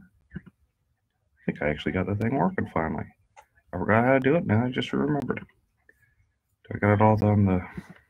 I got it on the Twitter going. I'll do some wild stuff. I got the Twitter going. I do got the Twitter going. Yay! We're on Twitter. We're on Twitter and Twitch and Periscope and all of them. It's funny, you could be pulling my leg and I wouldn't know or not. I've heard of Twitter, but I'm not very technological savvy. A lot of parts of it, Jason.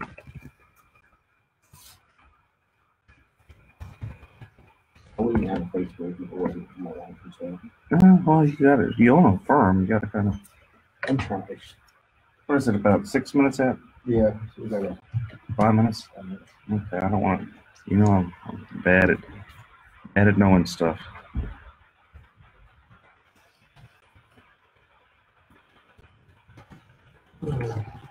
No, I have two main attorneys at partners.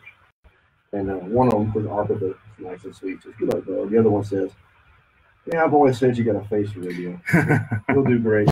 That's the joke. You got a face for radio. They always tell me that too.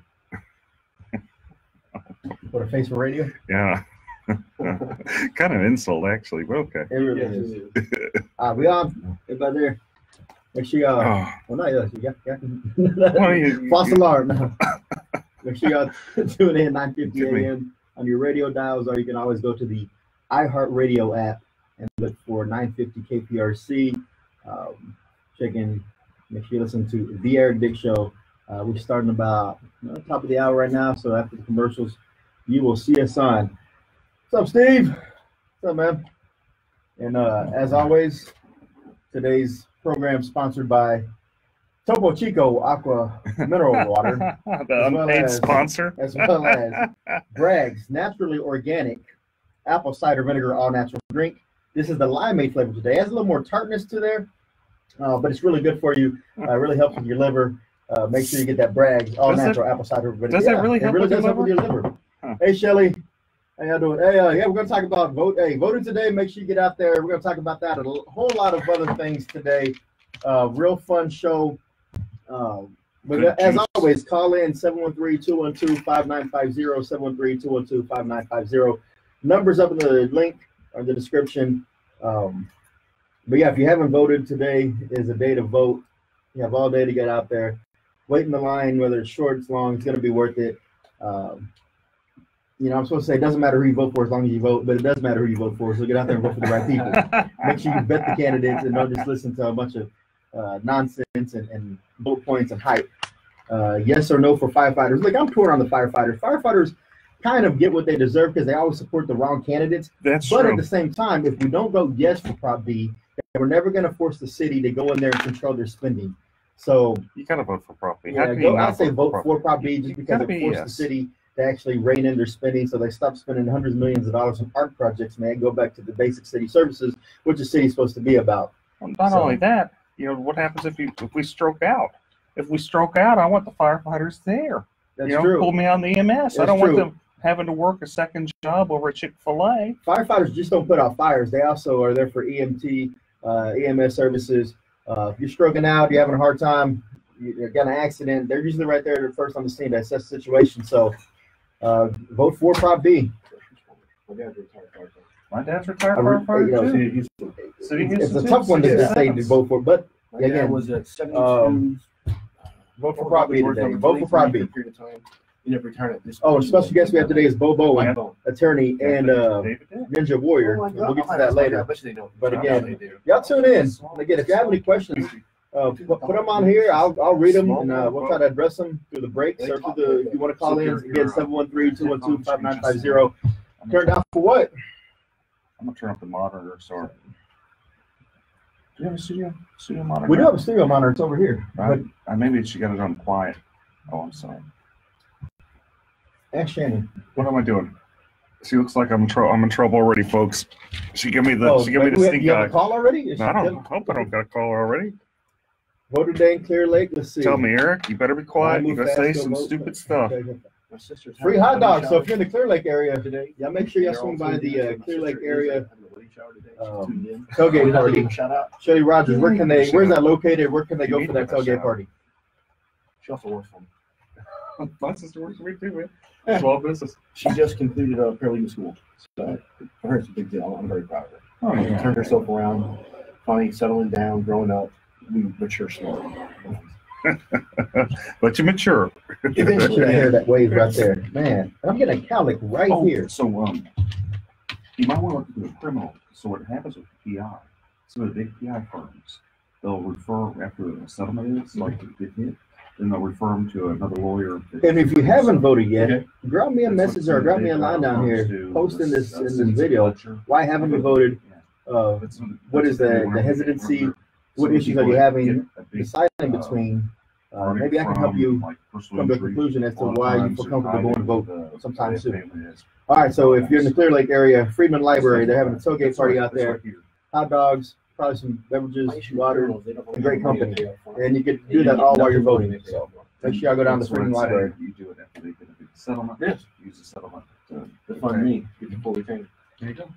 Also, we'll talk about this in a minute, but if you have nothing going on right now, you can head over to 3314 Lyons Avenue. Phil Paul Bookstore just opened. Hundreds of thousands of books for $2 and $4. Legal books, medical books, all kinds of books. Go check it out. Phil Paul's always doing things for the community, and now he's opened up a bookstore over in Fifth Ward, and I went by there earlier, and so make sure y'all check that out as Very well. much in the influence through emotion versus just the facts. People make a decision based on. If there's any topics y'all want to hear myself, Eric Dick, and Bo Bowen discuss today, drop those in there too. We'll try to fit it in. It's a 30-minute show, then we got to cut to the U of H game, but here we go. Oh no, they're gonna make us go in the air, folks. After traffic should come your intro.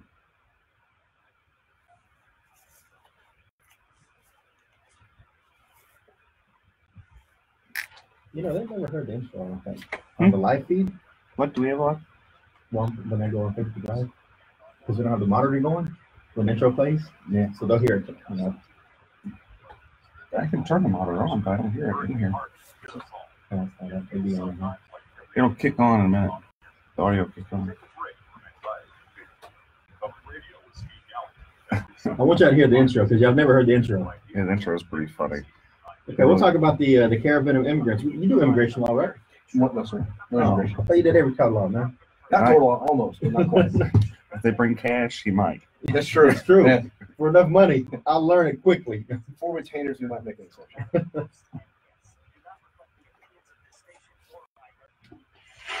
When you've got big problems, you need to have a big, you need Eric Dick, Oh, my homeowner goodness. insurance lawyer and trustee for the Harris County Department of Education. That's good.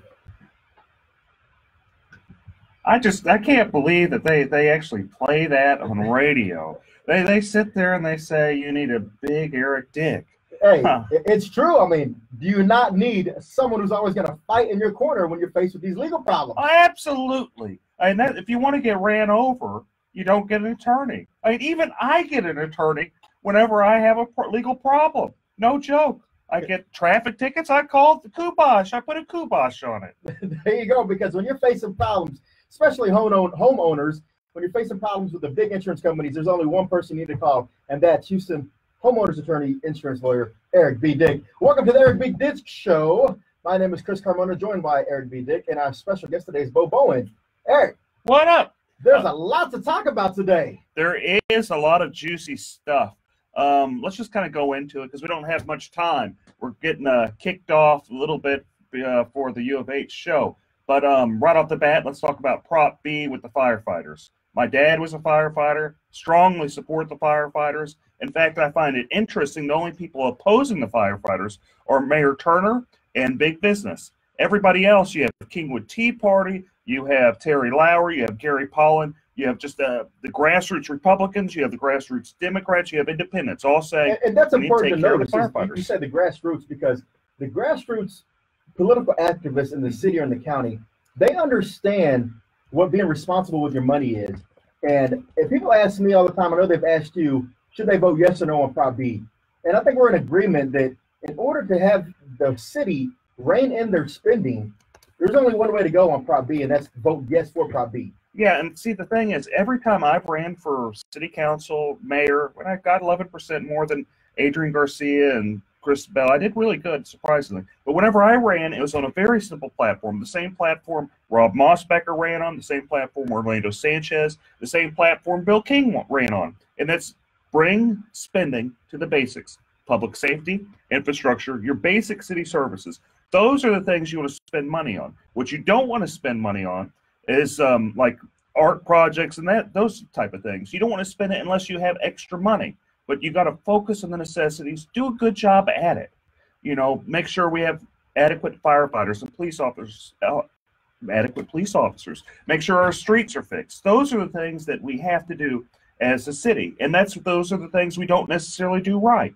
And what this prop does is it forces the city to pay more money to focus more of its resources on public safety, what it should have already been doing in the first place. It's a very good proposition, and the city cannot raise taxes. It's like you get your cake and you can eat it too. And that's the best part. If you can't raise taxes. Pay parity is brought into effect because the firefighters in the city of Houston are making less than across the nation for the same type of market, correct? Yeah, firefighters, they start off making $27,000 a year. And I just, what I'm always worried about, and what I always joke about is if I'm stroking out, I don't want the poor firefighters, they're sleepy because they had to work at Chick-fil-A the day before. And those are serious concerns. Bo, your dad was a firefighter. What do you think? I have to agree with you. If you want to support the firefighters, you need to support Proposition B. It's just plain and simple. Plain and simple. And, one of the things that by supporting this and reining in the city spending, some of the programs that may be cut out. Hi, this is Eric Dick, and I think it's important that you know your rights. If your homeowner's insurance company has denied or underpaid your claim, you have the right to hire an attorney. You have the right to call me for free consultation at 833-7-RIGHTS. That's 833-7-RIGHTS. Don't let your homeowner's insurance company take advantage of you. Call me today at 833-7-RIGHTS. Has your homeowner's insurance claim been denied or underpaid? Call Dick Law Firm at 833-7-RIGHTS. Feeding rocks. It should not be a crime to feed the homeless. Feeding rocks. A good Samaritan shouldn't be punished for acts of kindness. Feeding rocks. Because it's more of a crime to turn your back on a starving person. Feeding rocks. You shouldn't go to jail for sharing food. Feeding rocks. You can't in good conscience let a hungry person starve. Feeding rocks. Help us legalize charity. Go online and sign the petition. www.feeding.rocks. Feeding Rocks.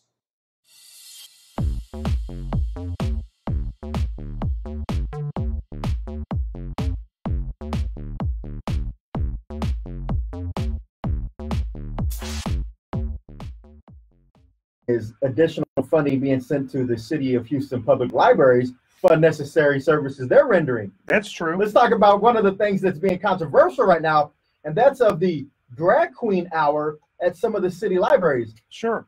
So, just kind of a way of background, I'm not against per se the idea of a drag queen hour. I think it's kind of funny.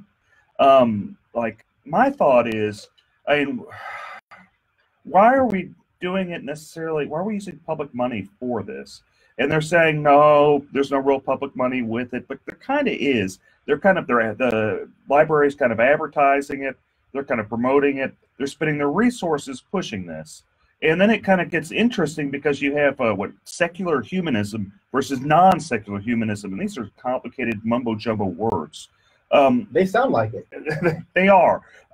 Basically, it's the idea that it's like Christian viewpoints of believing marriage is a man and a woman, that being the idea of a religion, and then non-Christian viewpoints. And the point that you can have these non-Christian viewpoints there pushing this agenda at the library and not be able to have the counterpart there. That's where it's not fair, and that's where I kind of have a problem with it.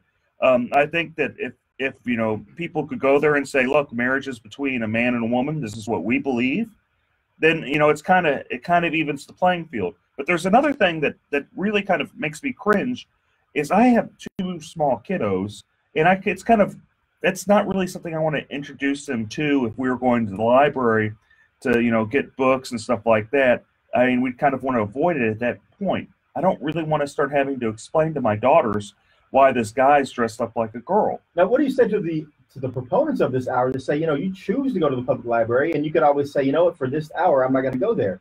Should you have to rearrange your schedule to fit into the City of Houston's agenda as it relates to the drag queen story hour? I just don't think I don't think it's really fair. And I don't think you should have to look at, the schedule whenever you just want to go to a public place and, learn, teach bring your kids to, the library. I'm fine with it being in a private place. In fact, I'd probably go.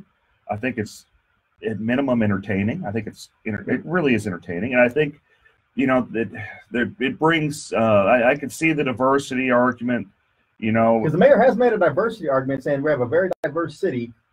This is just reflective of our culture. This is reflective of our city. And he sees no problem with it, thinks that it's a frivolous lawsuit, is going to get thrown out. Well, but the city gets sued a lot of times for what they would consider frivolous stuff, like criminalizing feeding the homeless, that's all true. sorts of stuff. Bo, what do you think? What do you think? I never really thought about the way you put it today, Dick. You're right. I didn't think about my kids being there. When I first heard of it, I was like, yeah, it's kind of humorous. It's a neat approach. I don't really understand why this lawsuit even started, in my humble opinion. As I understand it, they weren't letting someone else go, and that's what the argument's about? Or was it simply because of the fact that they have what was the title you used? It's secular humanism. Secular humanism, I guess. Yeah, and so apparently the impetus of this was that the same type of for a traditional marriage couple to go in there and have a story time was denied when the drag queen hour was actually given a clearance to go ahead. And this is some really juicy stuff. Yeah. We're going to get right back in it. We will, because there are some alternatives to a public library. We'll talk about that when we come back from the break as well. We'll be back. Eric Dick Show. Thanks, folks.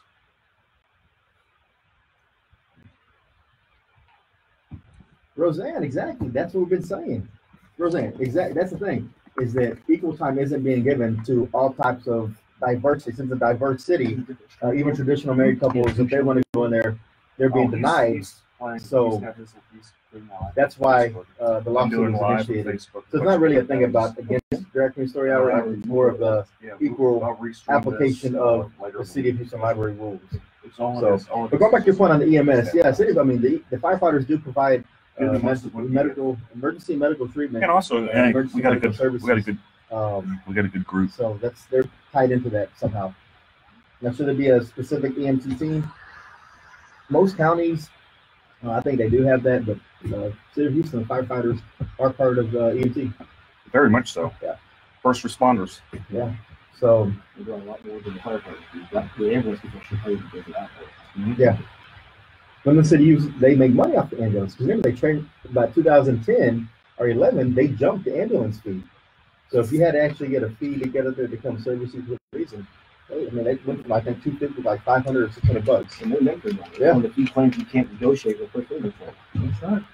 I'll tell you what's kind of effed up the most is now you have like the police officers on one side fighting with the firefighters, and you shouldn't. The guns and hoses have always been at each other. Yeah, but it shouldn't be like this. It shouldn't be at each other's throat. I don't think that they haven't been like this, because there's been plenty of times where I've heard firefighters like they get in trouble and police officers like, you guys are just dumb, just move on, and that type of stuff, which it shouldn't really be happening. But my point is that those organizations have historically got along. They have, but now they're forced to be put against each other. But here's the thing, man: the firefighters have typically always gone with liberal candidates. So has the police officers. The police officers more of a more conservative scorecard. I'm not saying it's a very conservative scorecard. No, you're right, but I'm not saying they. Overall, the firefighters and the firefighter union, they did think they're brave. They have entrusted a lot to this have. Mayor, to this city council. So they spend a lot of energy. That's why it's like the sympathy level is not really all there. But so how does the fire department transfer you to the hospital if you need emergency care? They come out there with ambulances. The Houston Fire Department has ambulances. They don't just have fire trucks. They actually have ambulances. And rescue trucks. Yeah. And their own special kind of welfare departments where people are doing high-rise rescues and stuff. Yeah, they don't just put you on a ladder and say, all right, come on, we're taking you to the hospital. Although that would be entertaining to see and watch. Or they spray down with the hose a little bit. You thirsty? I see blood. Let's spray it down. And it's washed it off. You're good. Oh, man. What's redundant? What part is having a firefighter? The fire department is not needed. Well, who's going to put out the fires? Oh, we definitely need the fire department. Oh. They do multiple things. How do you not need the fire department? I don't get it. I don't get it, Chris. How do you not need the fire department? I don't know. I guess the fire department can only do fires and should not be in the business of medical necessities or medical attention. Then what do you do when you stroke out? You better get Sarah jumping in the car, driving you to the hospital. You stroke it out. Don't call 911. They don't care. Or you go to private industry and private entities for your emergency medical needs. I don't know. But if y'all have any type of suggestion or input on that, 713-212-5950. Dick, when we left off, we were talking about the City of Houston and their libraries. And it's going to be interesting to see how this lawsuit plays out. But if people don't feel comfortable going to the library now, they want to read some books, where can they go today that's having the grand opening? Philip Paul Bryant's bookstore, PPB. Philip blows me away with his level of enterprise. That guy, he has so many different businesses, and they're all fascinating businesses. He has his bookstore that's just opening, and books are just dirt cheap, and it's a great chance. This is kind of like a little hidden gem that you want to support, because you can go get books $2-3 that you normally would pay $5, $6, $10 somewhere else. There's some $20 books. I was there earlier. Again, it's 3314 Lyons Avenue. It's called Phil Paul Books. Great opening today. They have kids' books for $2, over 15,000 books for under $4. And if you want a great opportunity to get some books for real cheap and support the community at the same time, check that place out. Philip does a lot of cool stuff. He does the backpack to Fifth Ward, every year where you have a lot of great family law judges that are up for re-election, like your Sherry Dean, all those folks. Alicia Franklin. There. James Lamborghino. And that's the thing. Voting is taking place right now. If you have not voted, you still have this weekend and as well as next week to the Friday at 7 p.m. to go out and early vote in Harris County. There's rumors there's a lot of irregularities going on this year, and it's more or less people are saying, you know what are you going to do about it? I'm going in. I don't care if I have ID. I don't care if somebody's helping me vote. What are you going to do to stop me? What are they going to do to stop irregular voting and voter fraud? Not look at the party because there's too much corruption. One thing I wanted to talk about, because there's this fast and furious show here, is I saw HRBC's endorsements, and I'm just appalled. This organization, who the chairman is the financial chair of the Harris County Republican Party, it's endorsing Democrats. And not only is it endorsing Democrats, it's kind of a sexist organization. This is a big business organization. They're refusing to endorse Erin Swanson, who's this young gal. She ousted a corrupt incumbent, Teresa Chang, who's just an incompetent judge. And they're so mad at her for doing that. And they're mad that she's a young, attractive woman. They are not endorsing her. And what I find just so appalling is I'm convinced that if she was a man, they would endorse her. But for her being a female, being a young female, wow. They aren't endorsing her. They think, this is what I feel, is they think that because she's a woman, she's not capable to be a judge at that age. And it's just wrong. So this is another instance of another conservative, quote unquote, conservative group endorsing Democrats, kind of in line with what Ed Emmett has done before, correct? Well, it's much worse than this, because these are people that are in power in the local Republican Party. And there's a lot of this is just big business, just buying stuff. When they cry about pay for play, and Terry Lowry, who's not pay for play, by the way, they cry about that. Big business does it all the time. They pour hundreds of thousands of dollars. I remember there was a chairman race with the local Republican Party. They spent $500,000. And the person that ran against their incumbent spent $5,000. Barely lost that race. Just barely lost. Too much money being wasted right there in local politics. But again, if y'all haven't voted yet, get out there. Vote. Voting is important. Elections matter. So vote early, vote often. Let's go to our guest. Yeah, today's guest speaker we have today in the studio is Houston local attorney Bo Bowen. Yes, sir. Hi. Thank you all for having me. And so, Bo, interesting background you have. You are former military. Yes, sir. Navy. And then currently, you are in the process of training to become an American Ninja Warrior. Which is awesome. You're American Ninja Lawyer. Yeah, and that should be your new marketing gimmick right there. You can pay Dick the residuals on that. But what does a lawyer, someone who has, you have two daughters, right? Yes, sir. 8 and 3. Edwin and Karis. Hey, girls. There you go. Hope they're listening. So a full-time dad, full-time attorney. How do you make time, and why would you want to make time to become the next American Ninja Warrior? For me, it's mainly getting the time with my family. Me and my daughters have daughter date nights up there at Iron Sports Gym off of 1916 Cutting Road, which is where all the top ninjas train here in Houston. There's nothing better than having your your daughters tied off to you, hanging from the ceiling. You're the one letting them down. You're the belay man. That trust, that bonding, you can't get anywhere else. Hey, so can you do ninja rolls, like true ninja rolls, where you back it up and then just do a backflip, front flip? I can now do a forward roll, not a backflip just yet. I'm still mastering the Lachey. That's where you take your body and you throw yourself forward and you catch things. I'm still at the very, very basic levels. I'm no Daniel Gill yet. And Daniel Gill is a local legend, right? Yes, sir. He is by far the #1 competitor right now for these Americans in Ninja Warrior. Okay, he trains at the same gym. It's just amazing that you have this family lawyer by day, American Ninja by night. And it's really like awesome. A superhero. It is a superhero. It's a crime fighter. And during the day, he's helping people out, with their will, fights, fight over property, fight over division of the kids.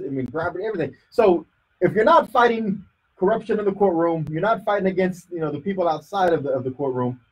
You're probably in your office taking in clients, right? Yes, sir. A lot of client consultation. So what is the biggest thing you're seeing, at least in the family law arena, of other than divorces? Like, what are people facing right now in the community? What's ailing them, and why are they coming to see you? Well, the majority of them are coming because unfortunately, the family is broken down. The husband and wife relationship has fallen to the wayside. The more problem I see is they're waiting too long to seek an attorney. They're trying to do it themselves. They're getting the paperwork offline, then They waste all that time initiating it. They have to pay us to fix everything, and then the process takes that much longer.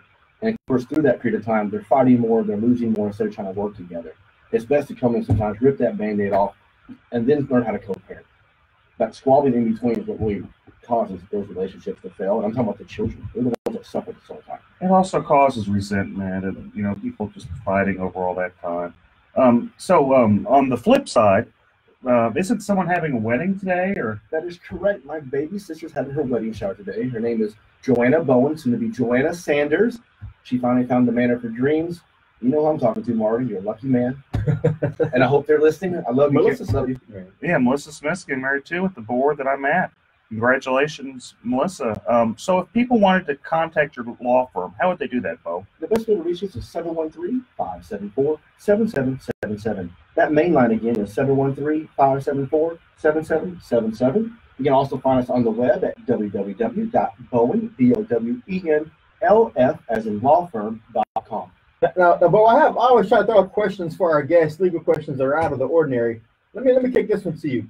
So you have a couple that have been together for about 5 to 7 years, right?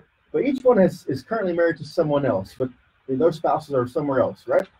So over this 5 or 7 years, they've acquired a purchase of a home. They've been living in that home. They break up, but they can't do anything about that, or can they, since they're still technically married to other people? What's the remedy on that? How does someone not get kicked out of the house? How do they fight over the house? Who stays in the house? What do you think, Bo? So make sure we have 2 people who are married, and then they break up and they get with other people and they buy new property?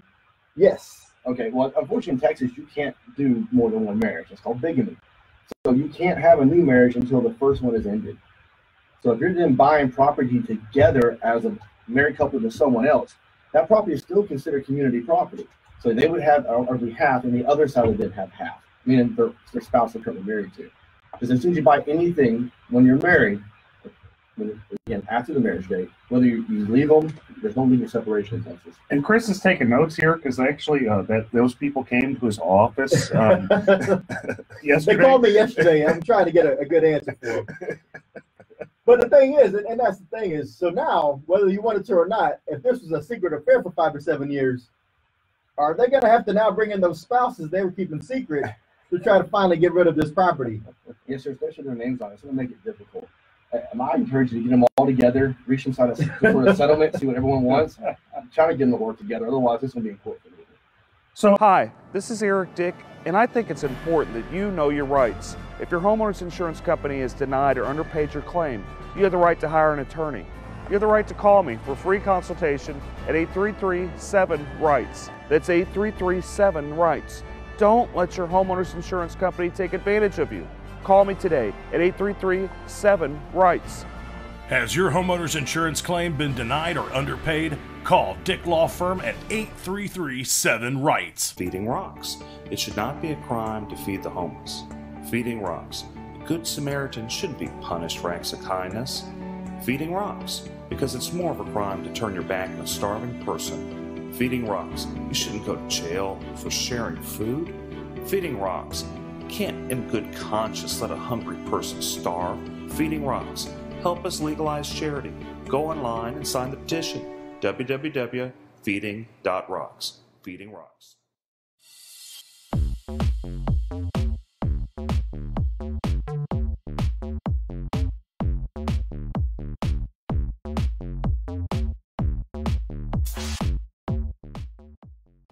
And also, is it a formal marriage or is it a common law marriage?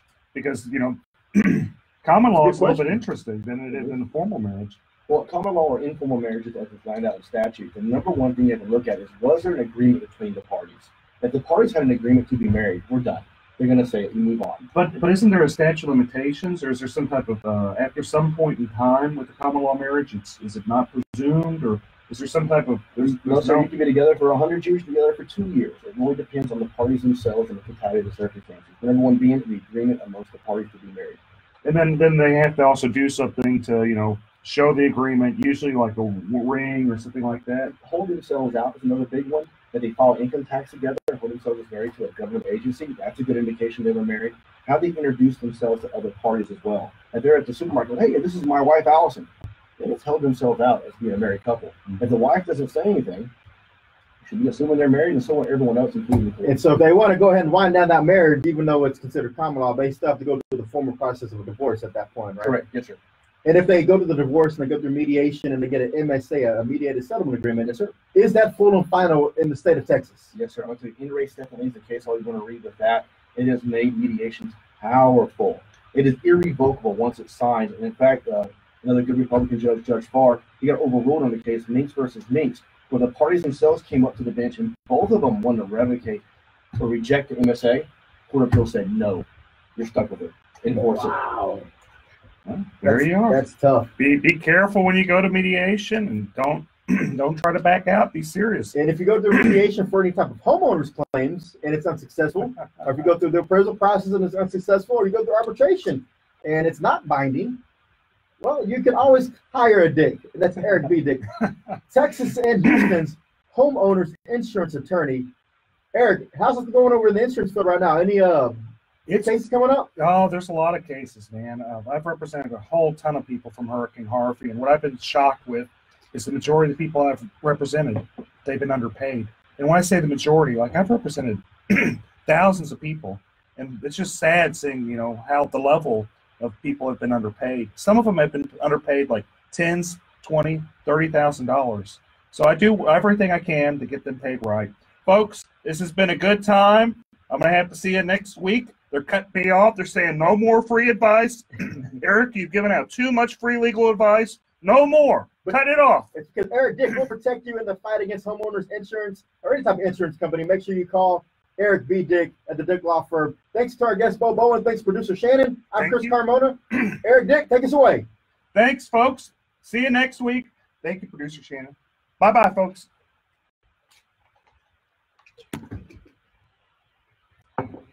We're gone. Thanks, guys, for listening. We're gone. Hope I didn't get in too much trouble. Roseanne, thanks for the great contribution. Hope I didn't get in too much trouble, folks. You have a good one. Thanks for your contribution as well. Shelly Rogers, thank you for your contribution again. Hi, this is Eric Dick, and I think it's important that you know your rights. If your homeowner's insurance company has denied or underpaid your claim, you have the right to hire an attorney. You have the right to call me for free consultation at 833-7-RIGHTS. That's 833-7-RIGHTS. Don't let your homeowner's insurance company take advantage of you. Call me today at 833-7-RIGHTS. Has your homeowner's insurance claim been denied or underpaid? Call Dick Law Firm at 833-7-RIGHTS. Feeding rocks. It should not be a crime to feed the homeless. Feeding rocks. A good Samaritan shouldn't be punished for acts of kindness. Feeding rocks. Because it's more of a crime to turn your back on a starving person. Feeding rocks. You shouldn't go to jail for sharing food. Feeding rocks. You can't in good conscience let a hungry person starve. Feeding rocks. Help us legalize charity. Go online and sign the petition. www.feeding.rocks. Feeding Rocks.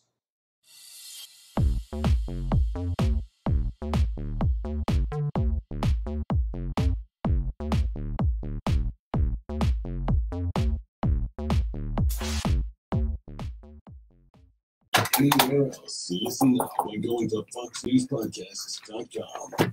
Tucker Carlson. So much barking and noise and yelling. Our role is to take 3 steps back and discern what really matters. Sean Hannity. The most important thing that we do, we are looking out for the forgotten men and women in this country. Laura Ingram. They're going to get straight. If y'all can't sit here all day online, make sure y'all go onto the iHeartRadio media app, KPRC 950, or just tune into your radio, 950 AM.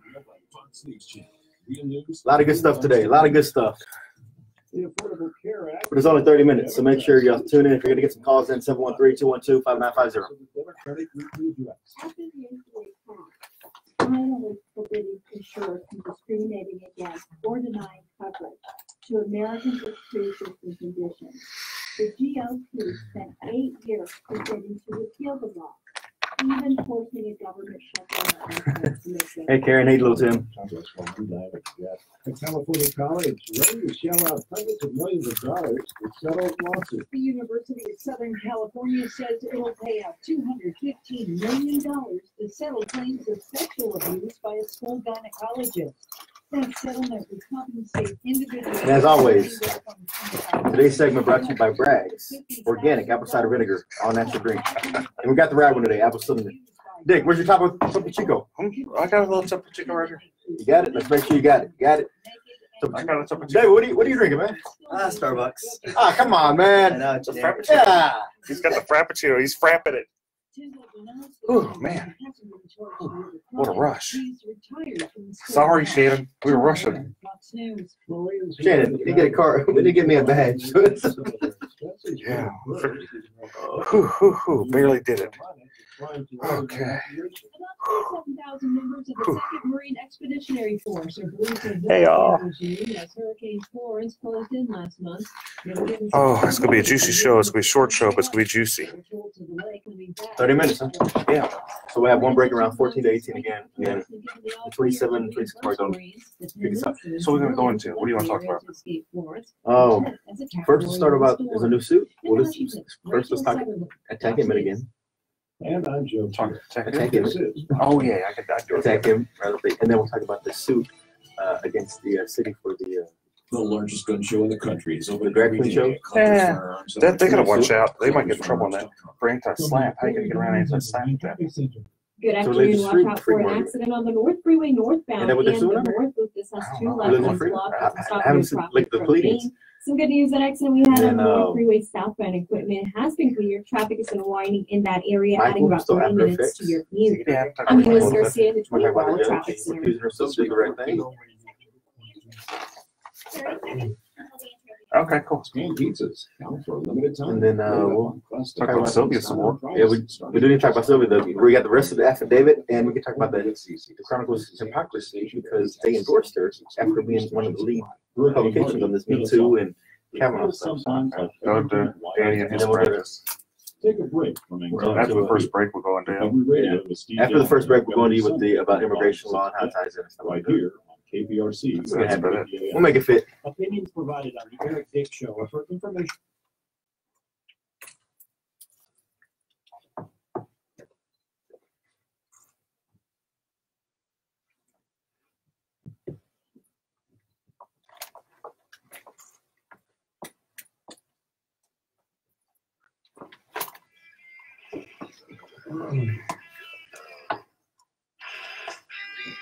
See, they've never heard the intro on Facebook streaming.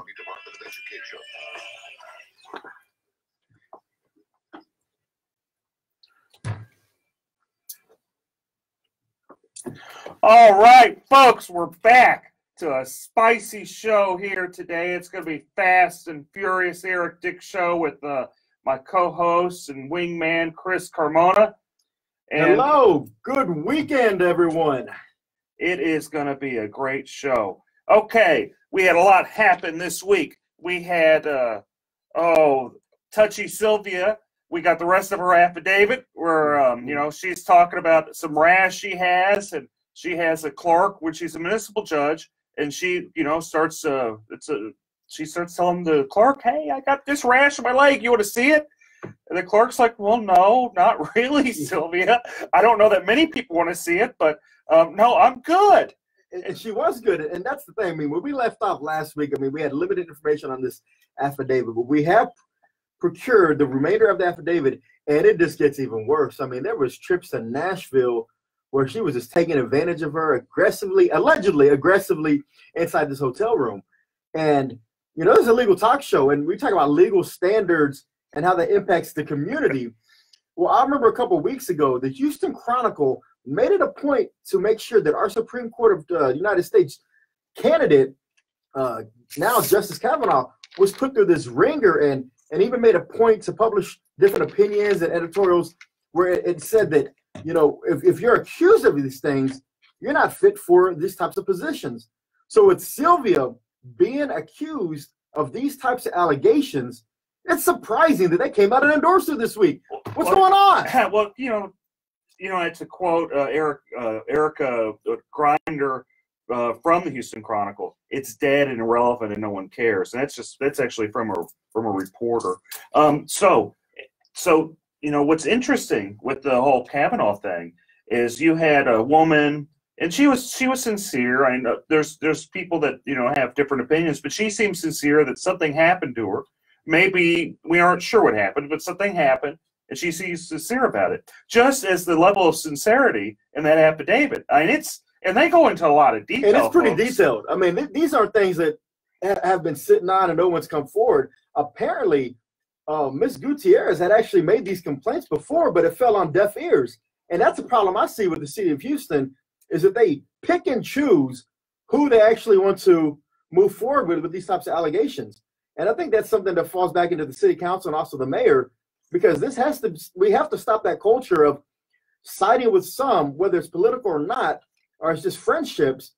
If these allegations are being thrown out there, you got to act on those. I mean, if not, you open yourself to all types of liability in the employment field, right? Yeah, you're right. And didn't if I remember right, reading that affidavit, didn't one of her staffers kind of walk in and go, "Oh, whoa, I don't want to see this," turn around beeline right out, opened the door, unlocked it, and said, "Whoa," made a U-turn and got back out of there. I mean, so there's been witnesses to these allegations or to these events, and I'm just shocked and appalled that for the Houston Chronicle to come out and say, we're going to lead the movement and making sure that people have a voice and people who have these allegations, they're going to be heard, to come out with no hesitation and endorse against Philip Arnoff in the congressional race in CD29 over in the east side of Harris County. Or they could have just done no endorsement. They could have just they could have said, well, look, we're going to be the bigger person. These allegations with Sylvia, they're pretty sincere. And just so the listeners know, this is, the former county commissioner, former state senator, Sylvia Garcia. What she did is she took off her, allegedly, which is probably not very alleged, but anyway, she took off her pants, said, "Hey, I got a rash," to one of her clerks, ran around in her panties. Another one of her staffers kind of came in and kind of was freaked out and beelined out of there and just completely harassed this poor girl. I mean, if I did this type of stuff at my business or even at the Department of Education, it'd be all over the news. Oh, it would be. It would be lawsuits left and right, all over the news. Every single media publication in the city would be covering that. And again, I'm just shocked at that. And, I hope that, people put politics aside, because, again, this has a lot more weight in this story with specific details than we saw with Kavanaugh. And I hope the Democrats actually hold Sylvia Garcia accountable. And there may be some infighting that results from this, with early voting starting on Monday. And so we'll just have to see on that. But with infighting also comes another person we need to talk about.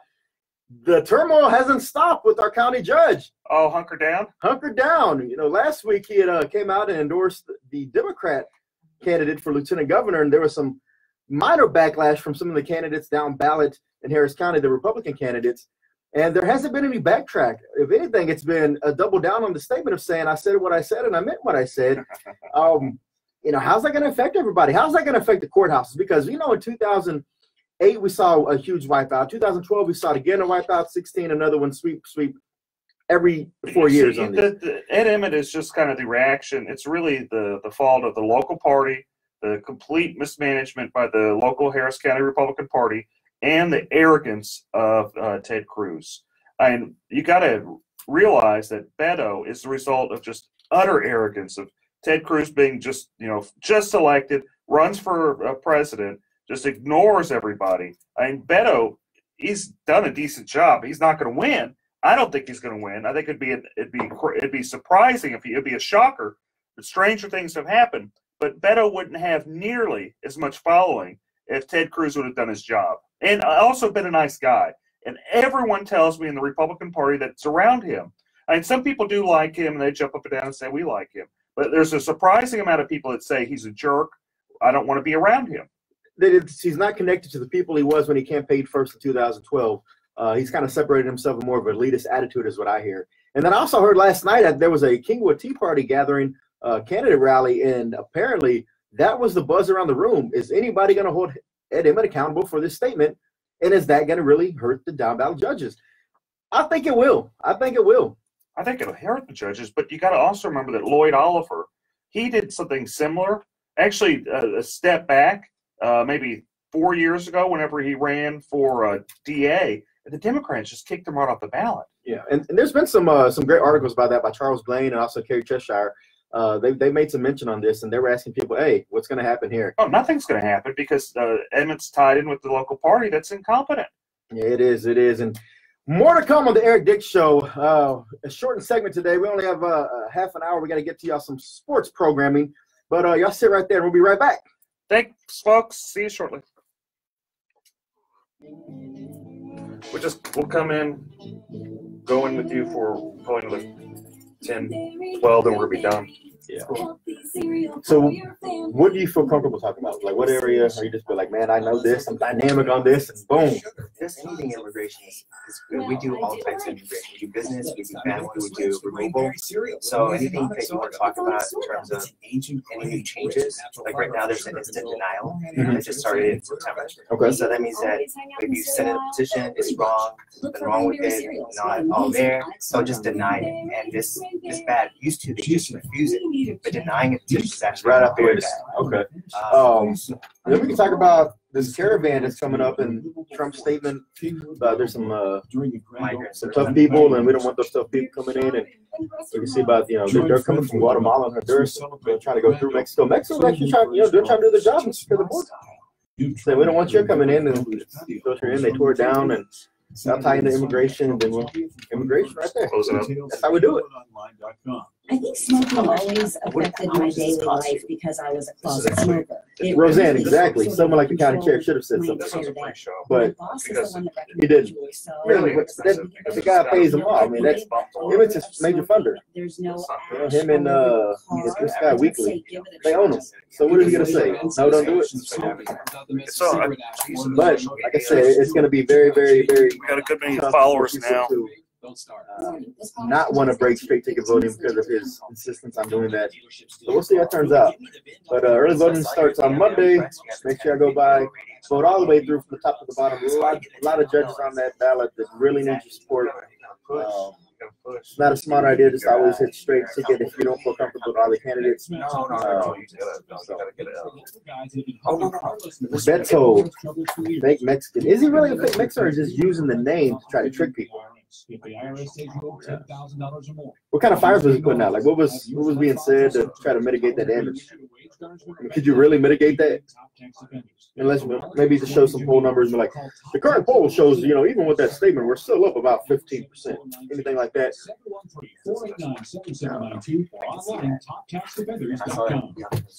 He speaks his mind. No, they had news scores. They had You just want to the official name. How long did it spread around? 9.2, but it took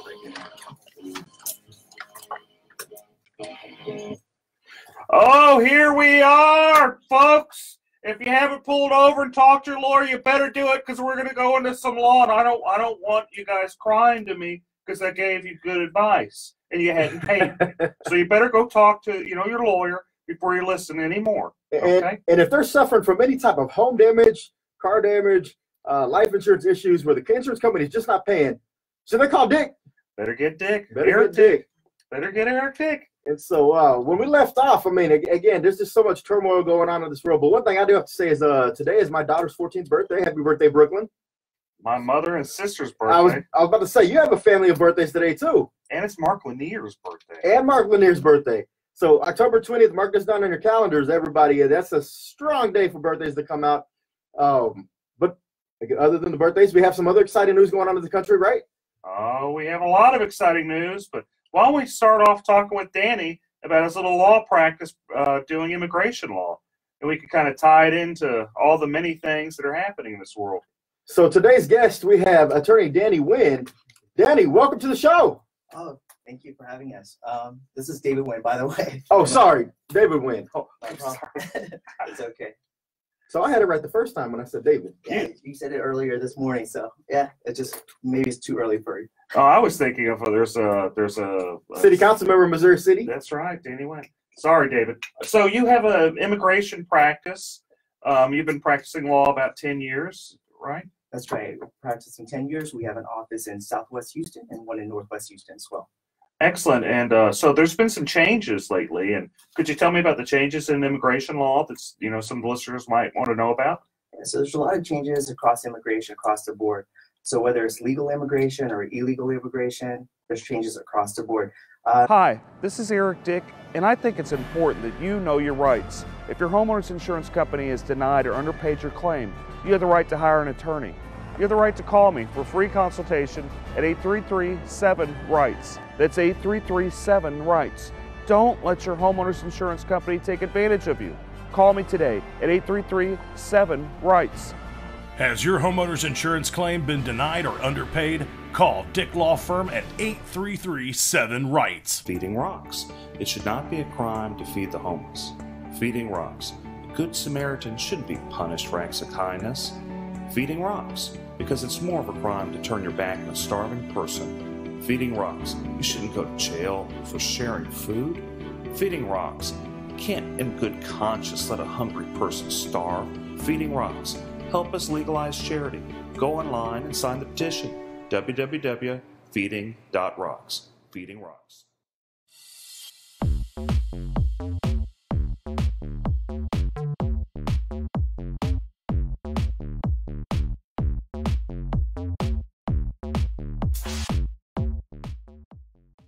Some of the major changes, instant denial. So starting in last month, in September, if you send in a petition or an application and there's anything that's wrong with it, immigration used to send you a request for more evidence, or they send you a notice of intent to deny and give you an opportunity to fix the problem. So now, no more. They can instantly deny your application. And again, this is not like a rejection. This is a denial. So it looks really, really bad if you're trying to reapply later on. So what you're telling me is if someone is, wants to work on their status or, wants to bring someone over or marry someone or what have you, they probably should not do it by themselves. They're probably behooved to go actually get a lawyer to help them with their immigration status. Is that what you're telling me, David? Exactly. I used to tell people, if you read the law very carefully, you could probably do this by yourself.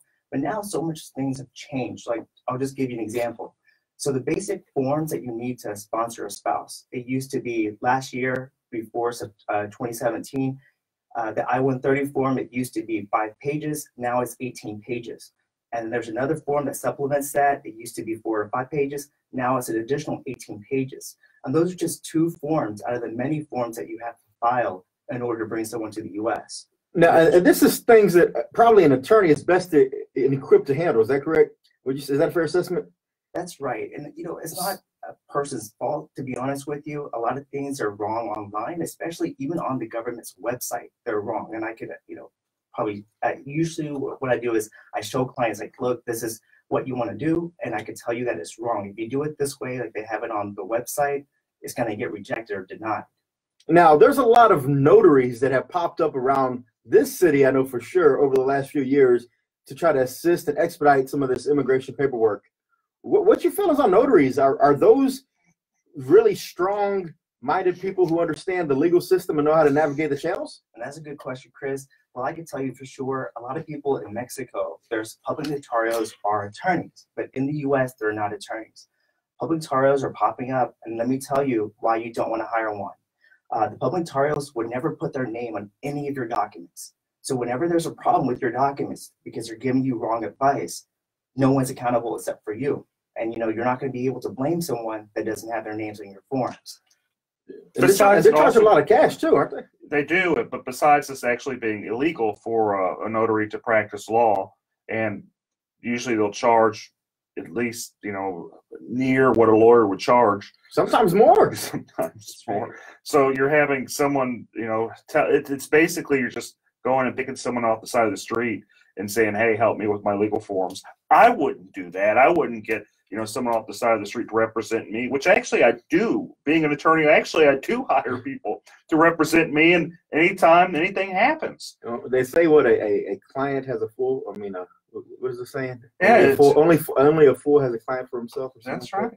So yeah, if you have problems with immigration, you probably should get a lawyer. Maybe you could have done it in the past, but it sounds like things have changed, and it probably behoove you to sit and talk to somebody that actually is licensed through the state bar and, tell you what to do. What other problems do you see happening, Danny? Okay, so the other problems that we see right now is if you're in removal proceedings. So before, if you're in removal proceedings, that means deportation proceedings, you would have probably a very fair trial with the immigration judge. It's not like that anymore. So right now, under Donald Trump, he said that immigration judges have a quota. They're obligated, or they should, try and end at least 700 cases per year. So what this means in reality is that every immigration judge under the quota has to finish a case within 2.5 hours. Think about this for a second. One party has to state the facts of the case, the witnesses have to be called up, the judge has to make a decision, all in the course of 2.5 hours. Some of these cases are asylum cases, meaning that they involve people that have been victims in their own countries. They're going to the US in order to seek protection, and now you have to make a decision within 2.5 hours, whereas maybe a year ago, you would have maybe several years to put together a case. So that's what's happening right now is that. But on the flip side with that, Danny, hasn't one of the biggest issues always been that the process takes too long? You have to get in line. It's a long line, takes years.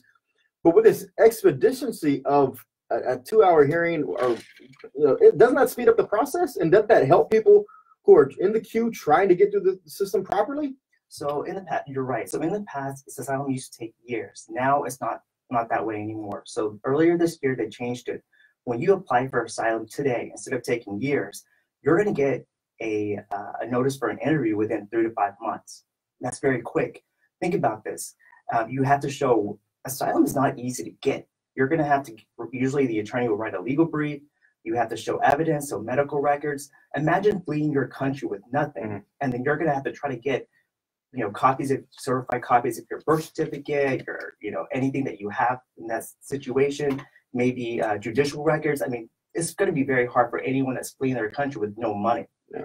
And nonprofits nowadays don't have a budget in order to fix this issue. There's too many people. It's definitely a broken system. It's something that we really have to make sure we're pressing our Congress members and our senators to put something in place that's actually going to be sustainable in the long term. And it's not just the immigration system. I mean, it's the same way with their justice system. There's a lot of sad things that happen every day.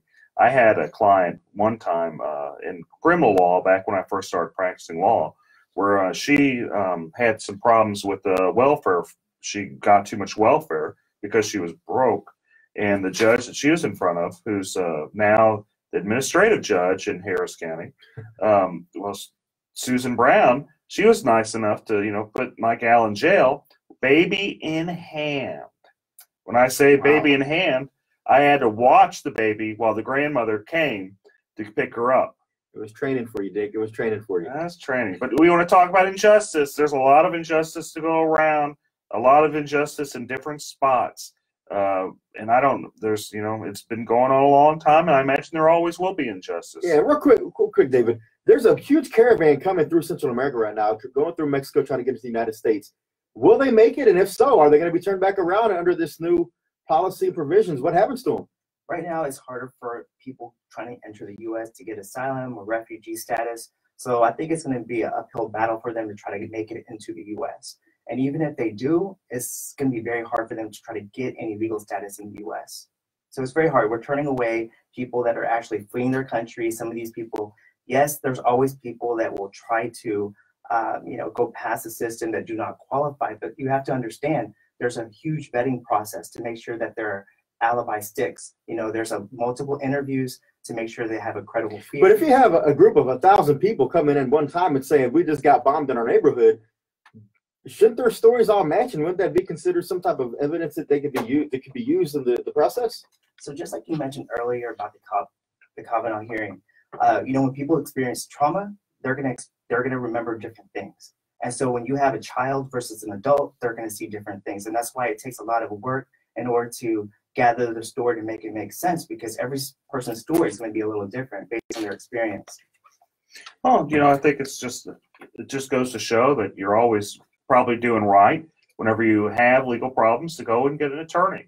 The system's always going to change under whether it's Trump, whether it was going to be somebody else. The system's going to change. Whether it's good or bad, it always remains to be seen. It's fascinating how government works and how consequences for actions happen. Plenty of times they're inadvertent. This could be a good thing. It could be a bad thing. Only time will tell. But what is important is while they're going through this process, if they're serious about it, they probably need legal help. They do, and that's what we're here for, is to try to make sure we guide people to make sure they're getting legal help in any type of situation they're in. And David Wynn, thank you for your time today with talking about immigration. And if anybody needs to reach out to David, what's that phone number? It's 281-777-1236. All right, thank you, David. Yeah, so is there anything else we need to go through in this fast and furious? Absolutely. You know, again, anytime you're facing an insurance company, whether it's a car accident, a personal injury that happens, you slipped and fell, or you got flooded or hail damage, and the insurance company does not want to pay, you got to make sure you have someone on your side who's going to fight for you from the beginning to the end, and is going to take the insurance company to task. You know what I found amazing is I've represented like thousands of people, and when I say thousands, like 2,000-3,000 people. And out of those thousands of people I've represented, I'd say 98-99% were underpaid on their claims. It's just kind of fascinating that so many insurance companies just underpay claims, and they pay big money to to government through lobbyist organizations like Texans for Lawsuit Reform to buy people off.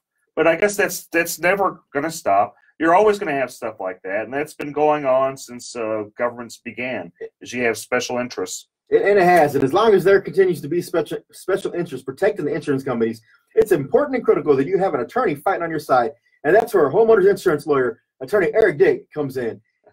And again, if you're getting in that legal situation, don't get mad, get Dick.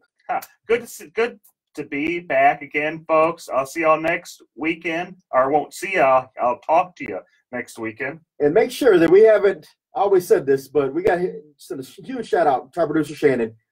See y'all next week. Thanks, producer Shannon. Have a good one.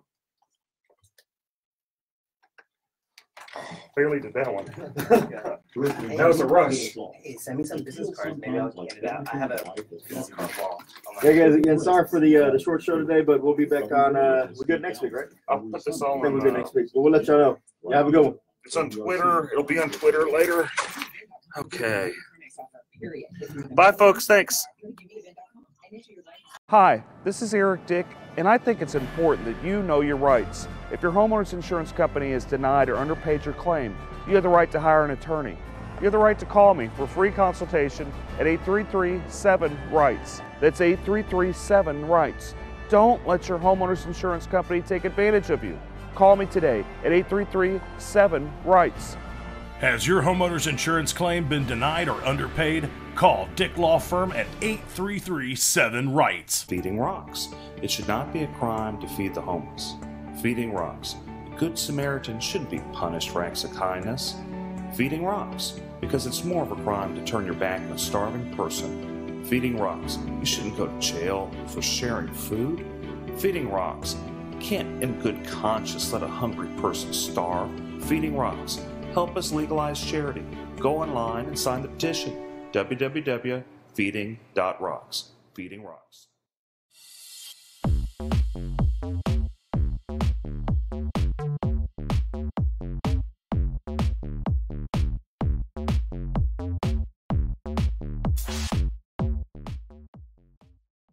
We're about to go live. About 7 minutes. We've got a bunch of great guests, a bunch of great topics. You can message me. If you guys message me, I'll respond. Oh. Let's see. My handle is at Dick Law Firm on most Twitter, Instagram. Okay.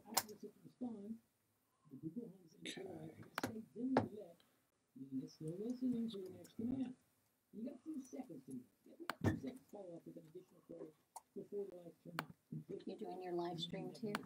Yeah. So, Does he have Wi-Fi or no? There is Wi-Fi here. It's iHeartMedia. I don't remember the password. I'm gonna have to find it. yes, yeah, iHeartRadio guest.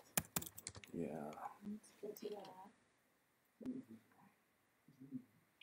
Radio guest. We'll jump them.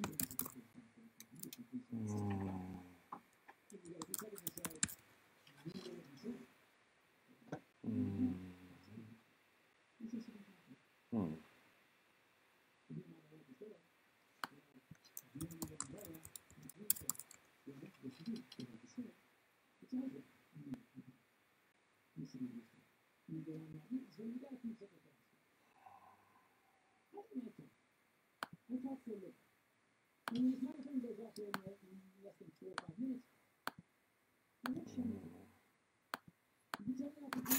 don't know that I know what the password is, guys. I'm looking for the email where they sent it to me.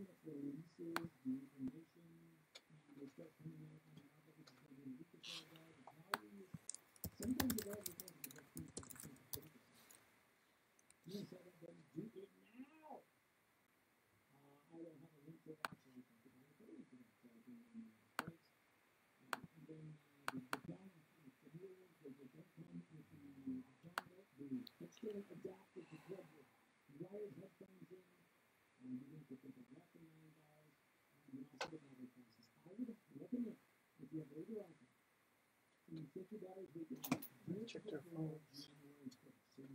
Should I check their phones already? I put mine on vibrate. Yeah, mine's on vibrate. Thought it better put in your pockets. Yeah, I watched the debate last night. I saw clips of it. That's it. I Yeah, just, pretty much. we have kids, so we're like, we have triplets, You so, have triplets? Yeah. so we basically pass out like around 8. Pretty much. It's work, take care of the kids, and sleep. Yeah. When you When can. they go to bed, we clean, do all this stuff, and then pass out 2.5. All right, at least I wait until they go to bed first. So. before we pass out. That's a good thing. Well, we do CPS work, so It's we kind of know a necessary requirement. it's kind of a necessary requirement. Wow. So they exhaust us. Yeah. Basically. Is that the only thing? That's all. He Oh, says yeah. we can't have any more kids. Well, I understand that. Isn't that mean? We just knocked them all out in one while. People say that. It's not quite as amazing as you would think to knock Yeah. them all out in No, one shot. I definitely see the benefit of. Any triplet parent you speak to will tell you, we love our kids. We wouldn't have chosen to have triplets. Correct. That's like Octomom type thing, Right. thinking, yeah, we're more of the, we're happy we had 3 kids, yay. Are they all girls, all boys? I mean, cried. you gotta get your boy, man. Nope. I cried. As I told them, no one's gonna love me. I said they're gonna love daddy. Mommy will do everything and daddy will get the love. 3 girls? 3 girls. Oh, did you find a Wi-Fi password or no? I didn't. I couldn't find it. I looked. I didn't see it. Do you think your engineer knows it? You're gonna have to ask her. We're about to start though. Okay. We're gonna be able to talk about CPS a little bit as well. Well, he does some CPS and I do, but I'm not talking. So. Okay. Well, you record at least, and then I can give my perspective. It's already on. Every Sunday from 5 to 6 p.m. Right here, KPRC, 950 AM. Sacramento, the worst commercial ever. Hi, I'm Justin Galvin, retired athlete from the local ball team. So I know a thing or two about insuring a landscaping business. I trust the pros, commercial auto and business insurance through Progressive. Get customized insurance solutions at a Grand Slam home run for you. Restroom. I'm running. Commercial auto and business insurance through Progressive. To the left. To the left. So I just discovered DazzleMe.com. It's a totally addictive new jewelry site with big name luxury brands. And you know which ones I'm talking about. Unique designers that you can't find anywhere else. All at a fraction of the price. I'm going back on DazzleMe.com tonight. Maybe doesn't necessarily work. Okay.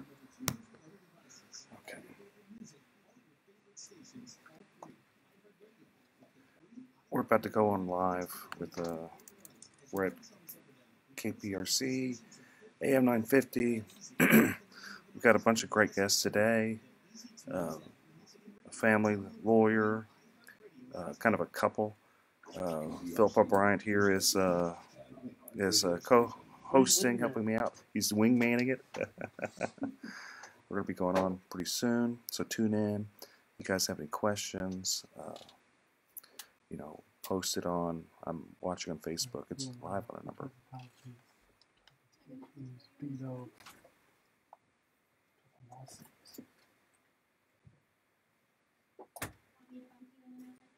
That's fine.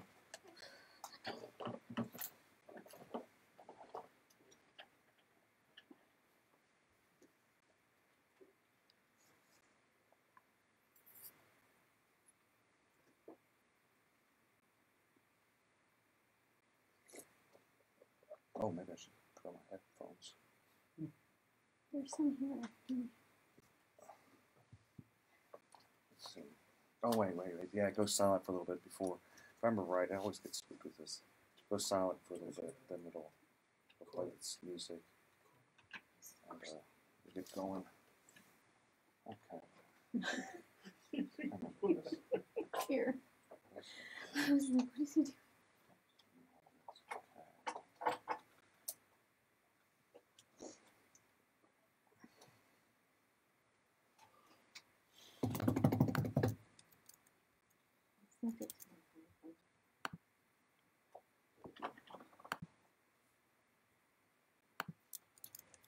I didn't know Bill had a DWI.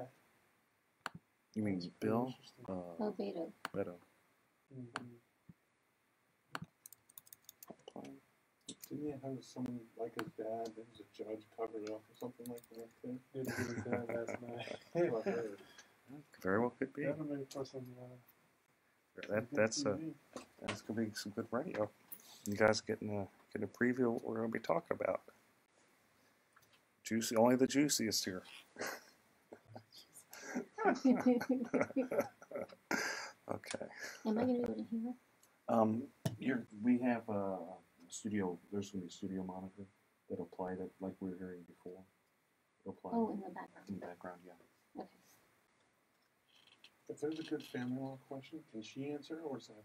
I don't mind. Y'all can both answer. Okay. There should be a mic right there. That might still be on. There should be both mics on. But No, it's criminal definitely on. Well, if he says for me to do it, I can push mic on. Yeah, just hold on.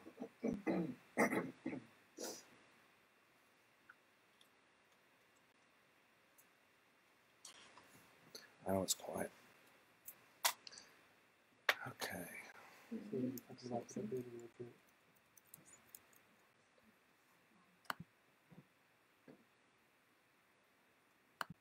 This is Russell Newman and Newman Rodriguez. Then it's live on AM 950. Can take some questions, give some answers, and we're on the Eric Dick Show. Hope to hear from you.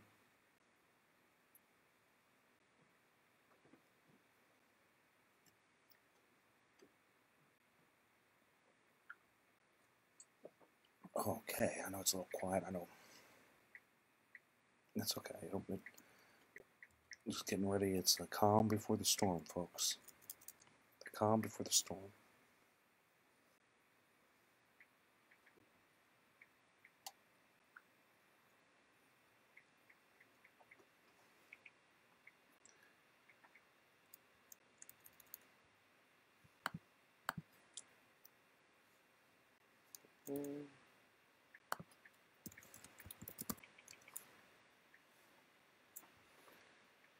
Okay.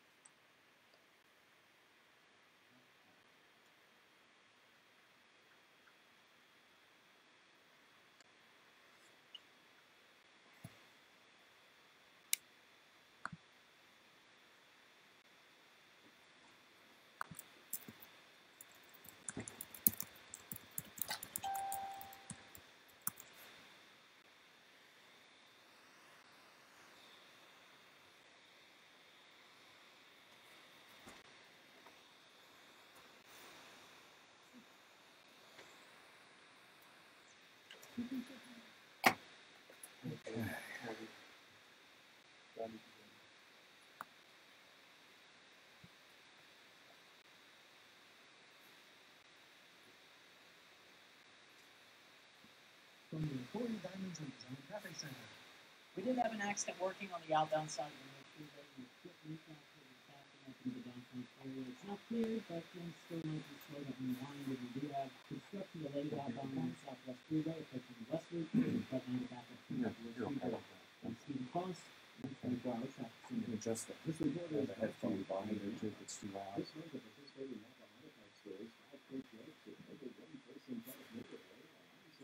Okay, we'll get ready to go on. Minutes, folks. I'm here. Still have a delay. You tune in AM 950 or just Facebook Live, Twitter, Instagram, Twitch. Twitch, yeah. I'm on Twitch, YouTube, and every single one. Periscope. That's pretty cool. Periscope, which is Twitter and all of them. So, guys, you got questions? Oh, no.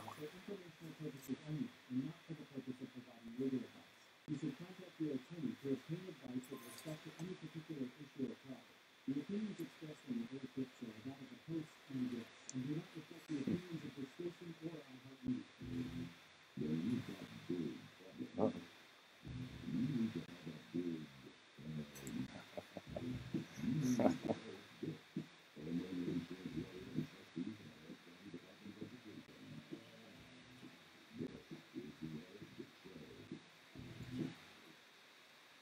Whoa, I'm back again, back for more.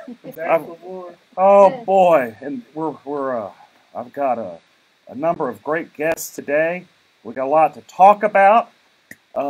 This is Eric Dick, and running wingman today is none other than Philip Paul Bryant of the Kojic Pack and many other great ventures. Good afternoon. We're live on AM 950. Live on a number of social media handles at Dick Law Firm. So let's just kind of dig into it. We've got a number of topics. So should a white insurance adjuster who's working for an insurance company, and I hate even bringing up really his nationality, his race, but should a white insurance adjuster suggest that an arbitrator be Hispanic because the policyholder is Hispanic? I asked that because I had this happen to me. I had this adjuster, his name is Kevin Horomas. He's kind of a jerk.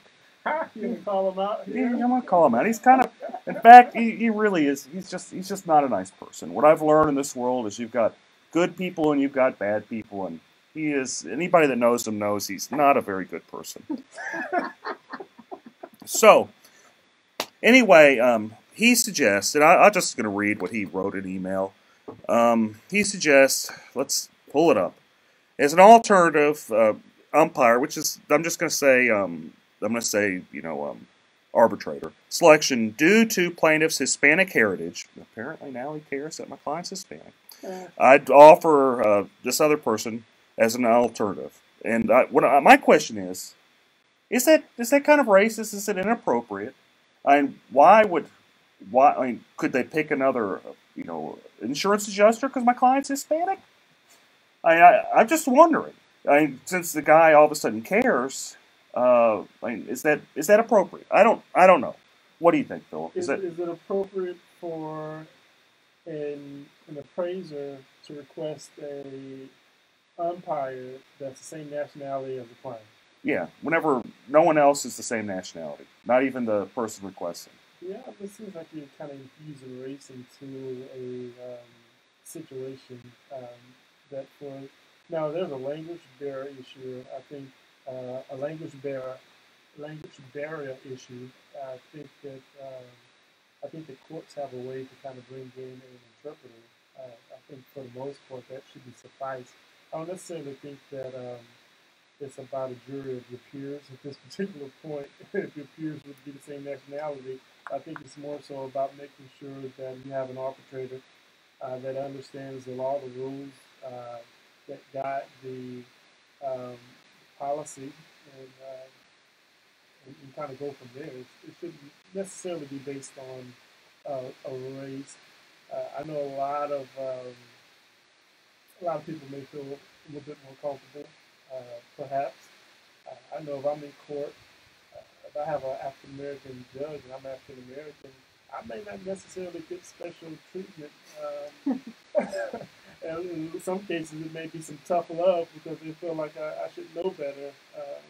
So is this like him saying, my client might get special treatment, or is he? I don't know. It's kind of inferring that you only get special treatment from a judge or an arbitrator with the same ethnic background. Then another question I have is why would an insurance company even hire a joker like that?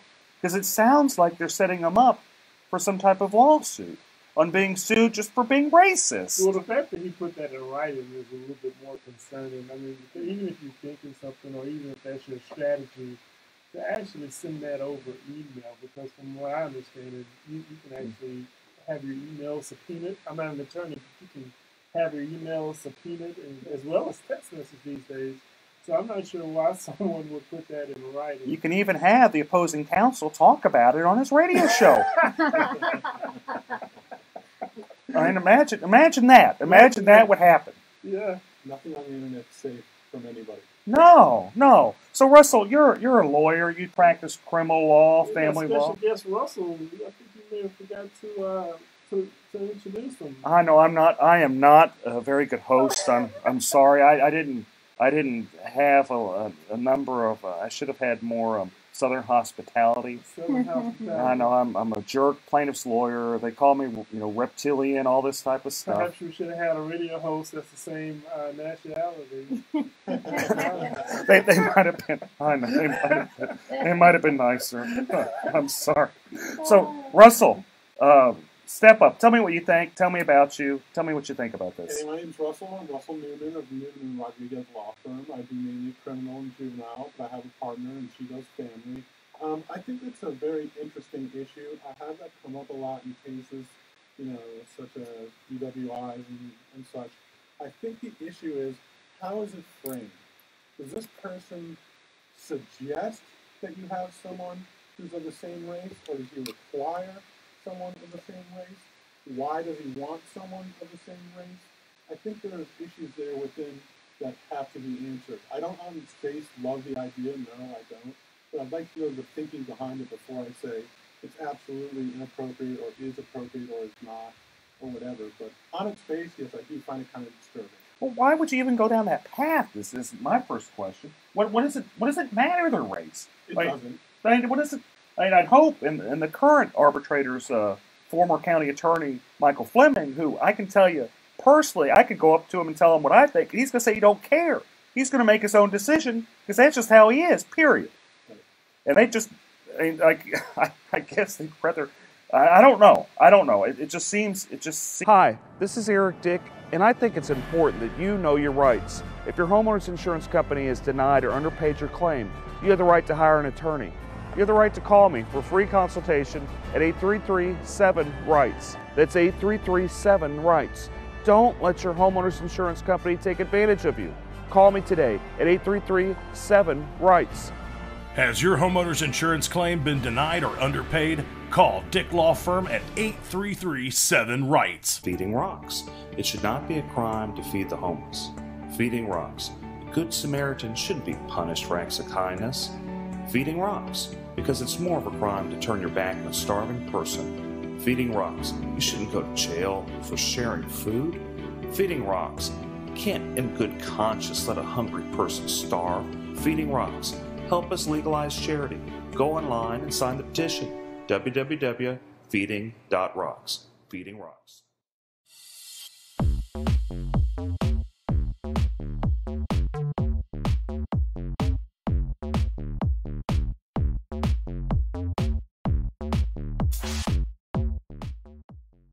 Seems weird, but you brought your law partner, your spouse, you brought her along with you today. Absolutely. Can't do that. Yeah. And y'all share triplets, as we were talking about. They are 2.5 years old. I love them to death, and they are hastening my death at the same time too, probably. Well, that's and you don't really. And these are your first. First and only. 3 at a You guys are time. just warming up, man. Let's just figured out how to do that right, man. You gotta just call it. If they're great or if they're screwed up, I've done my damage. I mean, having 3 at a time, that is a lot. What we were talking about. You're afraid they have another 3 at a time and end up Yeah. with 6. Yeah. She may never be touched again. I sometimes joke with my spouse that having children is the best form of birth control. No, having 3 kids is the best form of birth control. That's very true. Oh, okay. Okay. We're going to take a little bit of a break. Talk more with Russell and Philip O'Brien about some other great topics. Thanks, guys. We'll be back.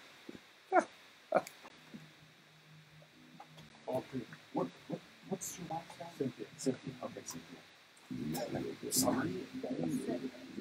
Oh, thanks for calling me out. I seriously doubt that the company knew that this guy fought like that when they hired him. They hire him business children. They really do hire him business children. You think it's an intimidation factor? No, I think what it is he's afraid Fleming's going to be there. He's always there, and he's just trying to bait. He's trying to bait the other person. But he's just wildly inappropriate. The guy's always wildly inappropriate. We do some stuff on having to deal with some of these adjusters is just insane. Because they go crazy, and of course it's their bottom line. The least amount that they give you, the better it is for their company to get that out. But it becomes ridiculous, like after a point. Well, essentially the job is to do it. It makes them in goals. They're as unfair as they could be so that they can save more money for their company. That's true. That's true. If they were fair, I'd probably be out of business. Because they wouldn't need you. No, they wouldn't be. Full-time radio host here. Oh, yeah. Starving full-time radio host. Hey guys, thanks for tuning in. Oh man. Okay. Ours is still streaming. I don't know how to call it. Oh, it's gonna stream all the way through. Well, mine is on my phone. I'm streaming all this. Okay. A lot of people asking about the propositions. Oh, we can talk about the propositions. You know how I feel about the firefighters. I haven't seen a bunch of great people joining in. Okay. Oh, man, we got a great crowd. Okay. Oh, so maybe let's go back. Go back with the State Farm having to pay $250,000 and Green $250,000. $250 million. A little too $250,000 in the 250 million for Judge Dixon.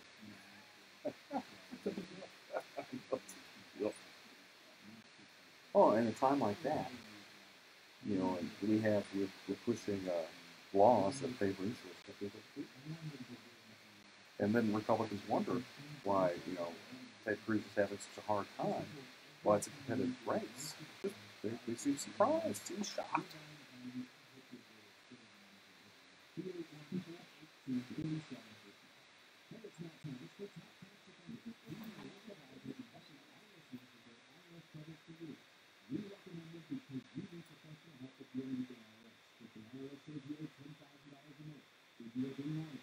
You can hear pretty well something of the background.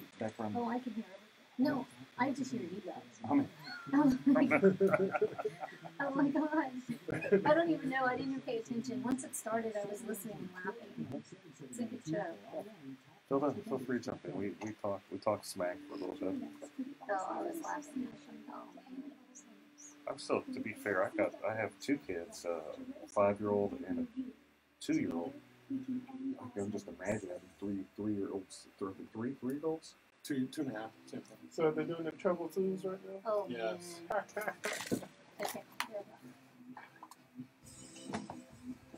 I'm back with Eric Dick on my little show we got here with Philip Paul Bryant running shotgun.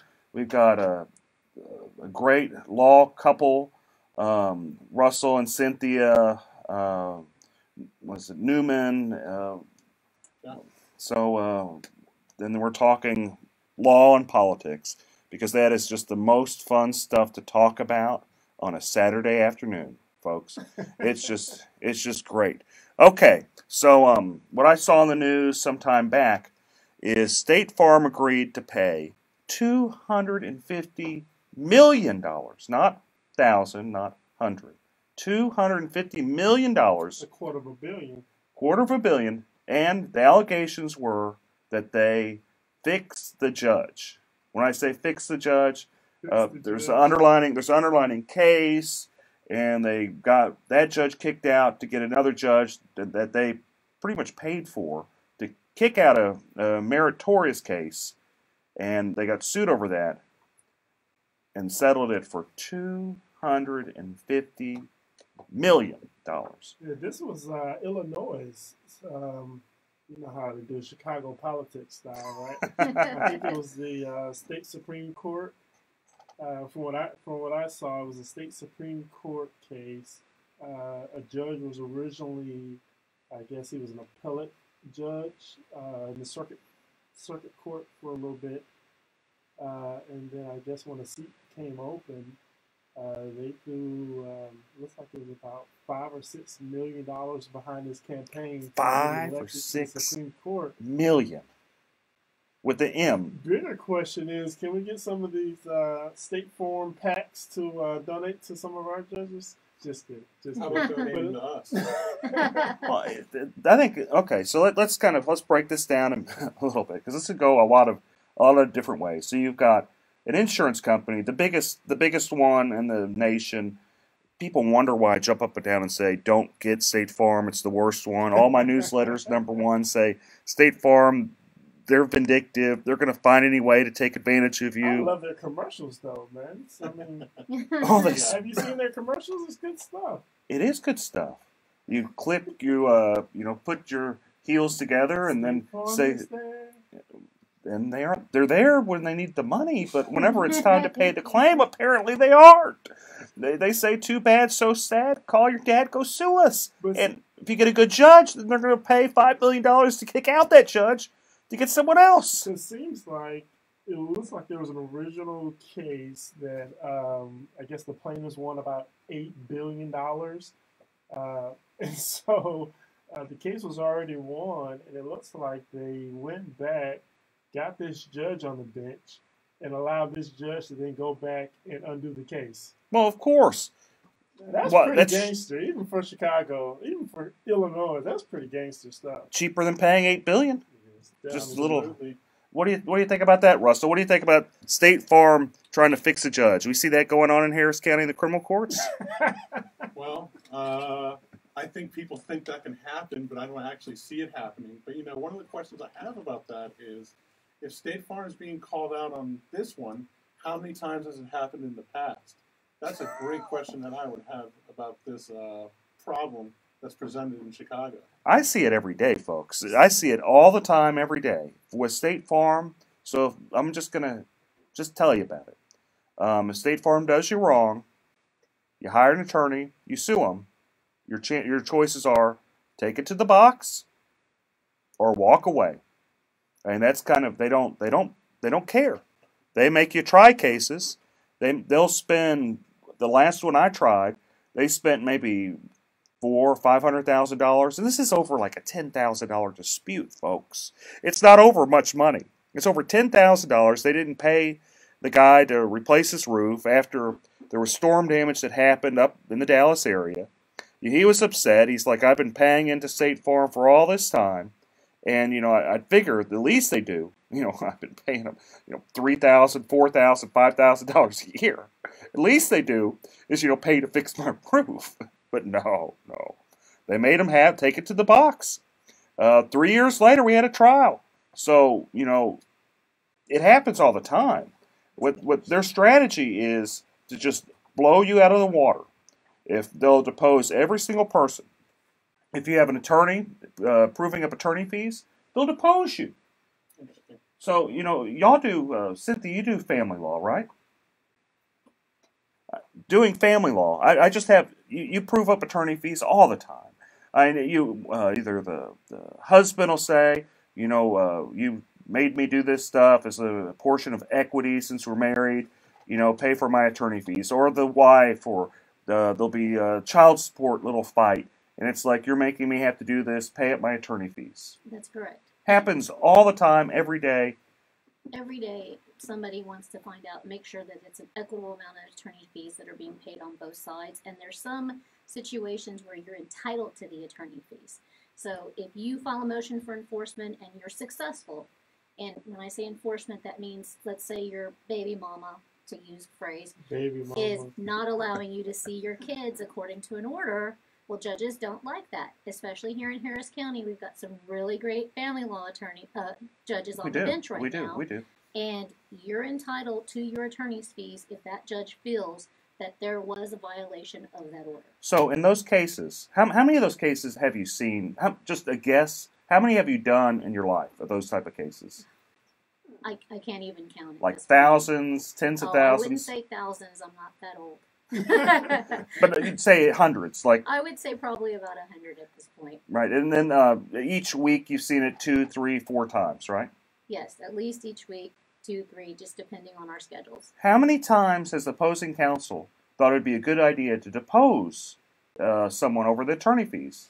Absolutely none. In fact, we barely question each other most of the time if they're fairly reasonable. It's Under accepted hourly practice rate. at this point, isn't it? That's correct. Right. It's accepted practice on this point, especially on those types of cases. Now, what shocks me, get this, every single time I take a State Farm case to the box, they spend 3, 4, and this is nice, 3, 4, 8 hours deposing me over attorney fees.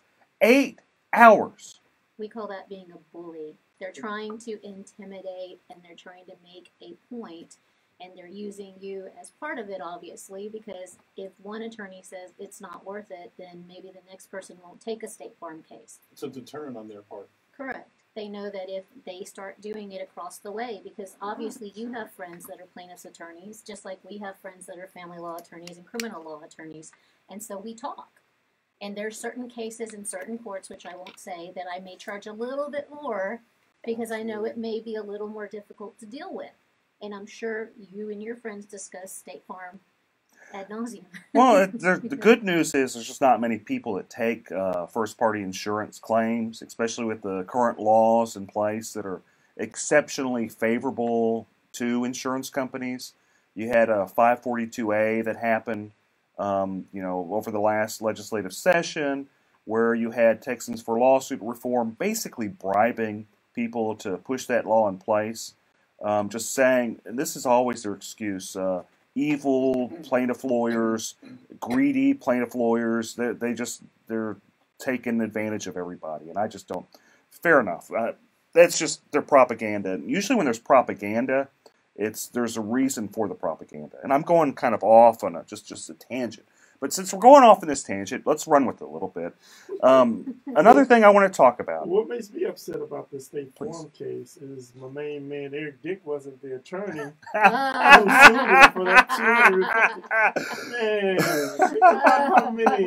how much, what's the attorney fees on that? What's the Mexican restaurant we go to? Oh, El Tiempo. Man, think about how many times we could have went to El Tiempo. Lifetime supply. He could have bought an El Tiempo. He could have Put bought it an in El your Tiempo. backyard next to the pool. Save ourselves some time. Fajitas and margaritas for everyone. No, we just get the little. We're just going to be getting the little meals. We're ordering off the lunch plate, Philip. We aren't buying no restaurants. There's the kids menu. There's the kids menu. Yeah. You especially had the kids menu with 3 kids. You can bring the girls; they'll only eat one of them. Okay, so we're going to take a quick break. We're going to be back. We're going to talk about TWIA, Texas windstorm. We're going to talk about the courthouse state of affairs with family and criminal courthouses, and of course, we're going to talk about the debate last night with Beto and Ted Cruz. Stay with us. Thanks, folks. See you soon. I turned the microphone off. I think I did. I hit off.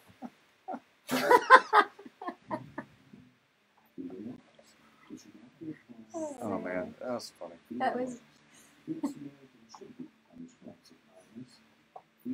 Oh man. That's what I brought. No, I've been doing this 100 ounces of water a day, trying to make sure I stay hydrated, and I'm like, because it helps with your like intake of food as well. So yeah, it fills me up, and so it doesn't bode well for sitting anywhere for an hour or two. But. I always try to. I get really bad reflux, so I try to drink water and eat healthy. All the avoid all the stuff you like. Everything that's good. Exactly. Everything that tastes good. It's bad for reflux. Hi, this is Eric Dick, and I think it's important that you know your rights. If your homeowner's insurance company has denied or underpaid your claim, you have the right to hire an attorney. You have the right to call me for free consultation at 833-7-RIGHTS. That's 833-7-RIGHTS. Don't let your homeowner's insurance company take advantage of you. Call me today at 833-7-RIGHTS. Has your homeowner's insurance claim been denied or underpaid? Call Dick Law Firm at 833-7-RIGHTS. Feeding rocks. It should not be a crime to feed the homeless. Feeding rocks. A good Samaritan shouldn't be punished for acts of kindness. Feeding rocks. Because it's more of a crime to turn your back on a starving person. Feeding rocks. You shouldn't go to jail for sharing food. Feeding rocks. You can't in good conscience let a hungry person starve. Feeding rocks. Help us legalize charity. Go online and sign the petition. www.feeding.rocks. Feeding Rocks.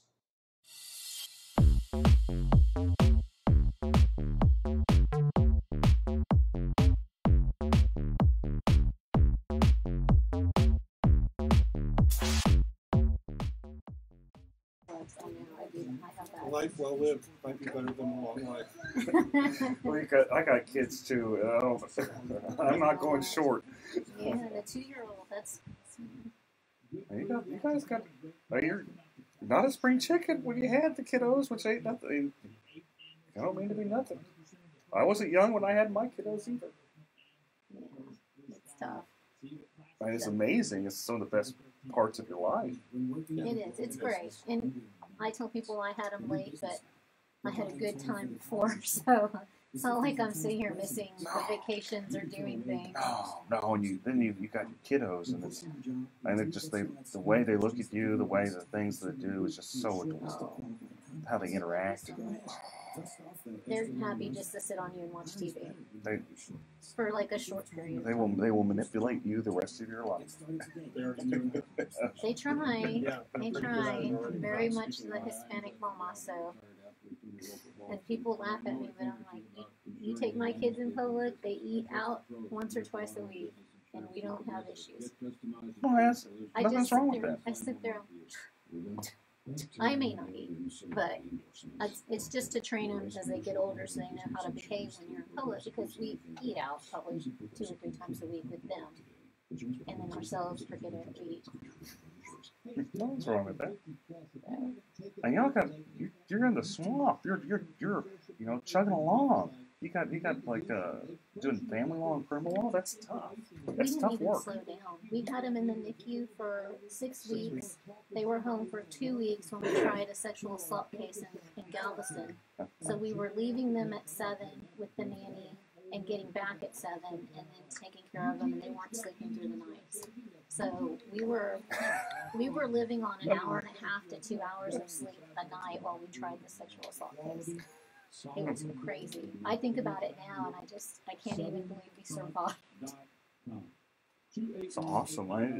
It's just awesome in itself, and that y'all are able to push a successful law firm.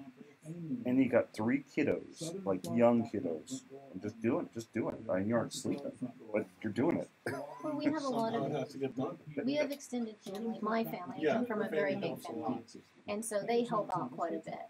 And then, like today, I was lucky my secretary's daughter had early childhood development as her major. So she's in student teaching and not making money. So she's happy to come over on Saturdays and take care of the kids for us for a few hours for not that much. And I mean, otherwise that would be kind of hindering. You know, our family wants to do things with their families too. I know. My mom's playing with my kids now too. I mean, we're lucky. A lot of people don't have extended family to help, so I'm very, very blessed. Getting close. So just push on, right? Y'all tell me when, and I'll do on. All right, folks, we're back. I've got a bunch of great people here. Philip Paul Bryant, Here. Russell, and Cynthia Newman. Hello.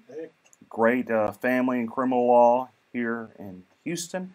And let's talk about Texas windstorm, whether it's worth it, whether we should get rid of it. Let's kind of go a little background. Texas Windstorm is the insurance company of last resort along the coast. Laws changed maybe in 2000, let's say 5, making it pretty difficult to get Texas Windstorm to actually pay a claim. You have a lot of articles happening, a lot of people suing, saying that Texas Windstorm, they sent out an initial adjuster saying that the damage was like $80,000. Then that was too much, and they had to send out like a new adjuster to come back and just knock the number down to like $15,000. My question is this: should we even have Texas Windstorm? Why are we paying the money on this? If they're ripping people off, why do we even have it? Why are we even dealing? Why? You're the insurer of last resort, from what I read. Well, I don't. Okay, so I hear you saying it's the insurer of last resort, but you got to keep in mind. Here's kind of the beauty of it. There's also lender-placed policy. So if you didn't have insurance, the lender would automatically kick in. And I'm not saying it's better because actually it might be like just slightly better if you're able to sue them. They always argue that you don't have standing, but it's much better insurance than Texas Windstorm because it's comprehensive, and I'm sure there's the same level of corruptions there. I'm not doubting that, but I guess the question is it better? Because I'm not even sure. What do you think, Philip? So this is something that taxpayers have to pay for. Mm-hmm. Yes. Oh yeah. And it kicks in if your current policy doesn't work. No, if you are off the Gulf Coast and you want insurance, there are some insurance companies now that do sell. Private insurance companies. Swift is one. Just an interesting name for insurance company on the Gulf Coast.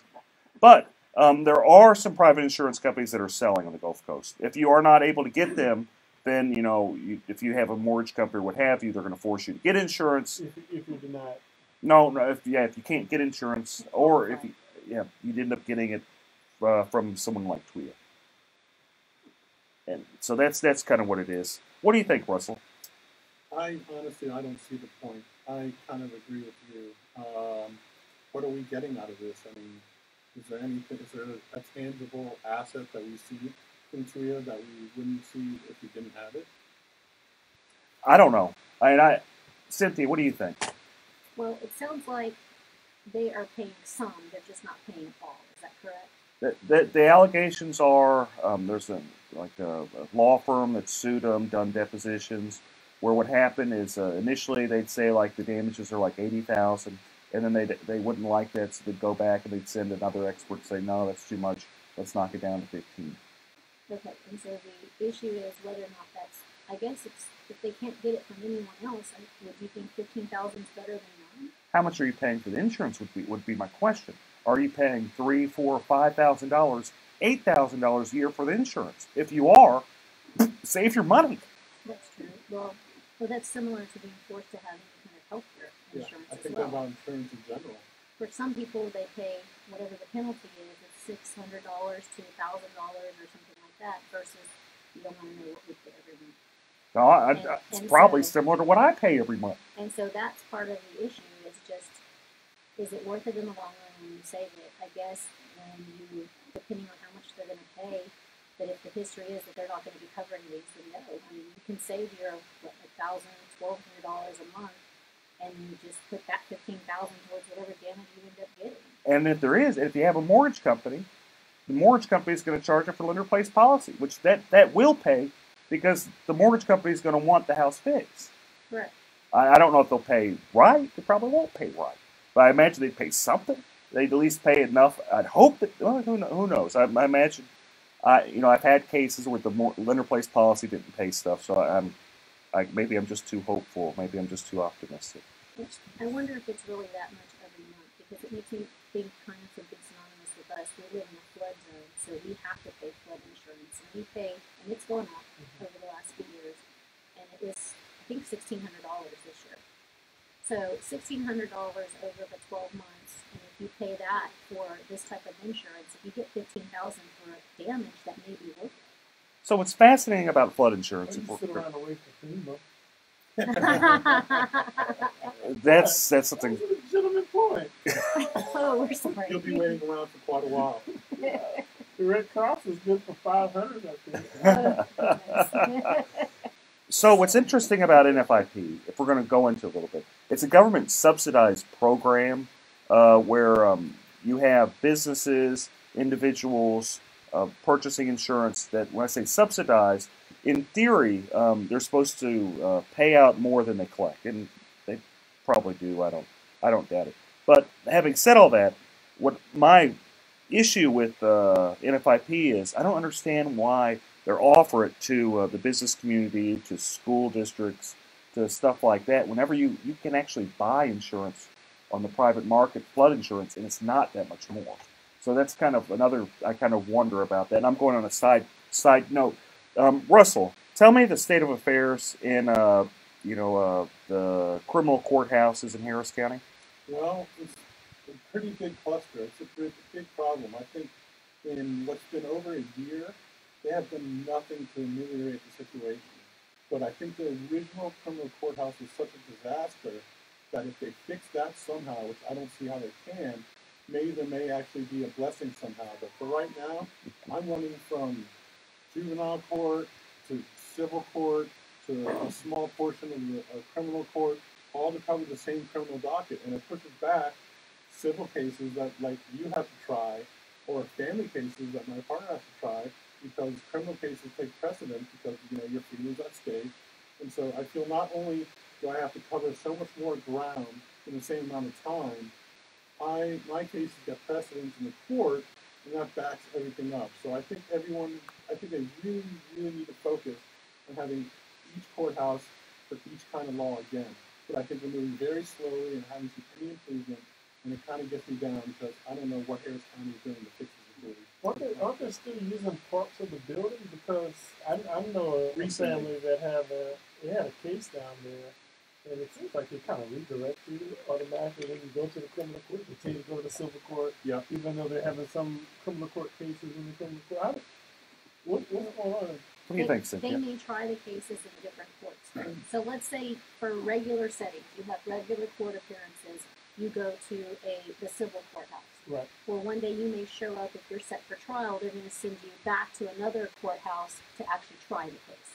So it can get confusing for people, and they have now opened up the 20th floor. A couple floors. Of 17 through 20. Of the main criminal courthouse, Which is the on courthouse, 201 Franklin. Which is the courthouse floors that were the least affected. What they're saying is it's the easiest ones to open. But they're saying the other ones are so far from being open that they're not even optimistic for So they're just kind of doing one floor at a time as far as this? I think they're opening the floors that were not destroyed. They're saying the other floors have been so damaged that they can't open them anytime soon without major construction. Well, and what the background here, if folks are just tuning in, they don't understand what we're talking about, is the civil courthouses, more specifically, the criminal courthouse got flooded, just something severe from Hurricane Harvey. There was a basement, doors. I think they had some roof problems. Sprinklers went off. It wasn't roof problems. I actually remember this quite well because they asked me a little bit about the insurance. So, oh no, okay. And Chris Daniel was on here last week, and I know he's hustling. He's doing what he can, but there's only so much the district court can do. It's He's really a great to deal with. I don't even know the man personally, but if I have problems on cases, he answers my messaging on Facebook. I know. It's just amazing. Yeah, he hustles. So criminal courthouse flooded. All the cases got moved over to the civil courthouse. The old family courthouse, is it even being used anymore? Yeah, it's being used for misdemeanors right now. The civil courthouse is felonies, and the old family courthouse is being misdemeanors. Misdemeanors and 40 courts, which are the OAG courts. Child support. Yeah, the child support, the Title 4D, or the Attorney General brings them for to pay child support. Yeah. So what kind of cases do you do, Russell? I've tried everything from Class C tickets to murder. I mean, Got a murder case? Yeah, sure. DWIs, ag assaults. DWI, you could have represented Vito. Yeah, right. And you know what? If I did, no one would know about it. Well, we'll get into that. That might be a good segue. So if people want to find out about you, Russell, where they look? Well, you can type in my name in Google, and the first thing comes up is my website, but officially it's NewmanandRodriguez.com, and it gives us a little dossier about who we are, and we're just fighters. We fight our cases. We don't plead. We rarely work them out, and we come out on top if you hire us. Perfect. Hang out between the courts and watch them run from one court to another. Absolutely. That's awesome. We're going to be right back, folks. Stay tuned. We're talking about Beto versus Cruz, the debate. Thanks, guys.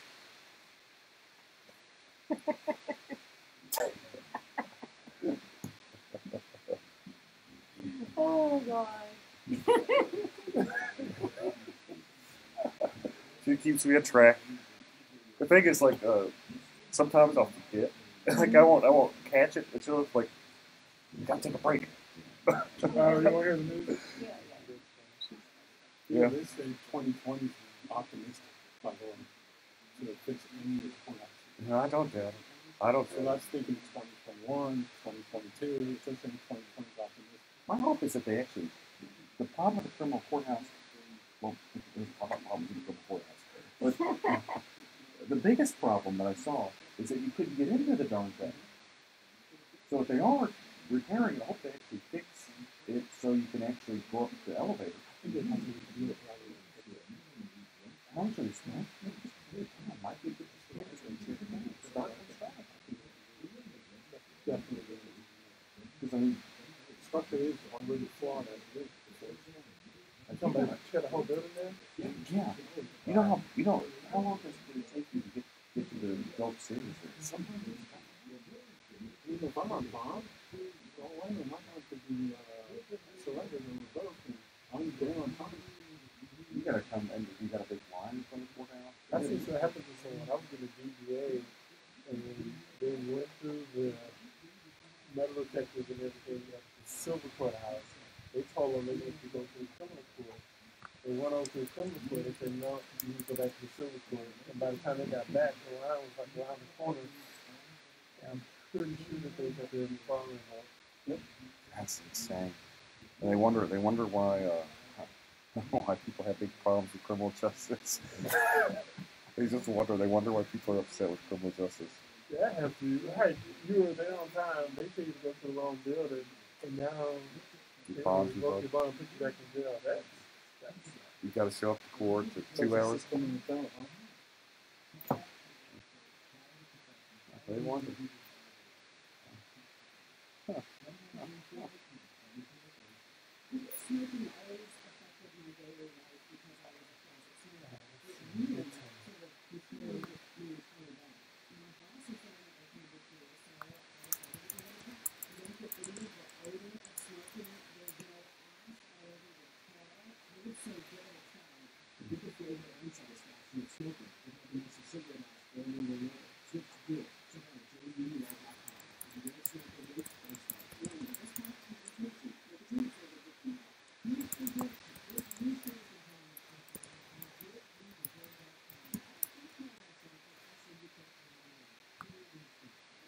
Hi, this is Eric Dick, and I think it's important that you know your rights. If your homeowner's insurance company has denied or underpaid your claim, you have the right to hire an attorney. you have the right to call me for free consultation at 833-7-RIGHTS. That's 833-7-RIGHTS. Don't let your homeowner's insurance company take advantage of you. Call me today at 833-7-RIGHTS. Has your homeowner's insurance claim been denied or underpaid? Call Dick Law Firm at 833-7-RIGHTS. Feeding rocks. It should not be a crime to feed the homeless. Feeding rocks. A good Samaritan shouldn't be punished for acts of kindness. Feeding rocks. Because it's more of a crime to turn your back on a starving person. Feeding rocks. You shouldn't go to jail for sharing food. Feeding rocks. You can't in good conscience let a hungry person starve. Feeding rocks. Help us legalize charity. Go online and sign the petition. www.feeding.rocks. Feeding Rocks.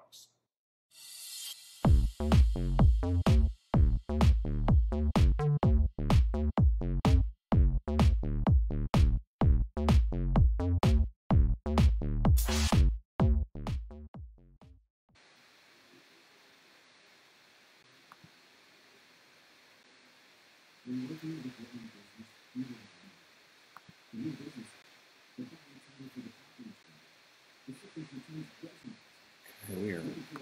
So what it is working. Periscope, YouTube, Facebook, streaming, Twitch. Okay. How you guys on Instagram doing? Thumbs up?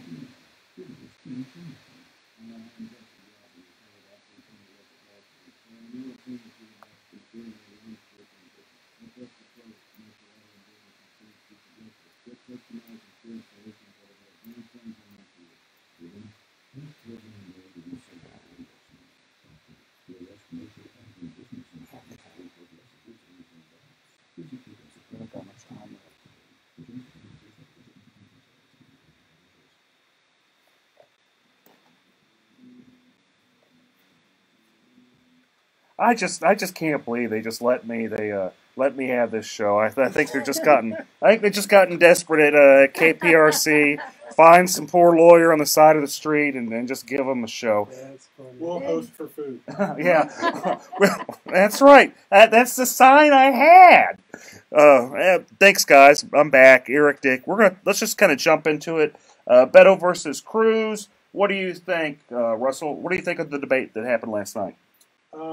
I think Beto really has a good campaign on his hands. I think there are many people that are coming to my house day after day asking me to sign for them, and there's more signs on every lawn. I keep getting text messages. Yeah, I get text messages too. You know, he's really trying, and he has this grassroots campaign, but I don't think he's going to beat Cruz. I don't think he has what it takes. I think he's likable, but I don't think he doesn't have the experience. He doesn't have the experience. He doesn't have the aura about him to be our next senator. Since when did his experience become a requirement to win an election? I guess not.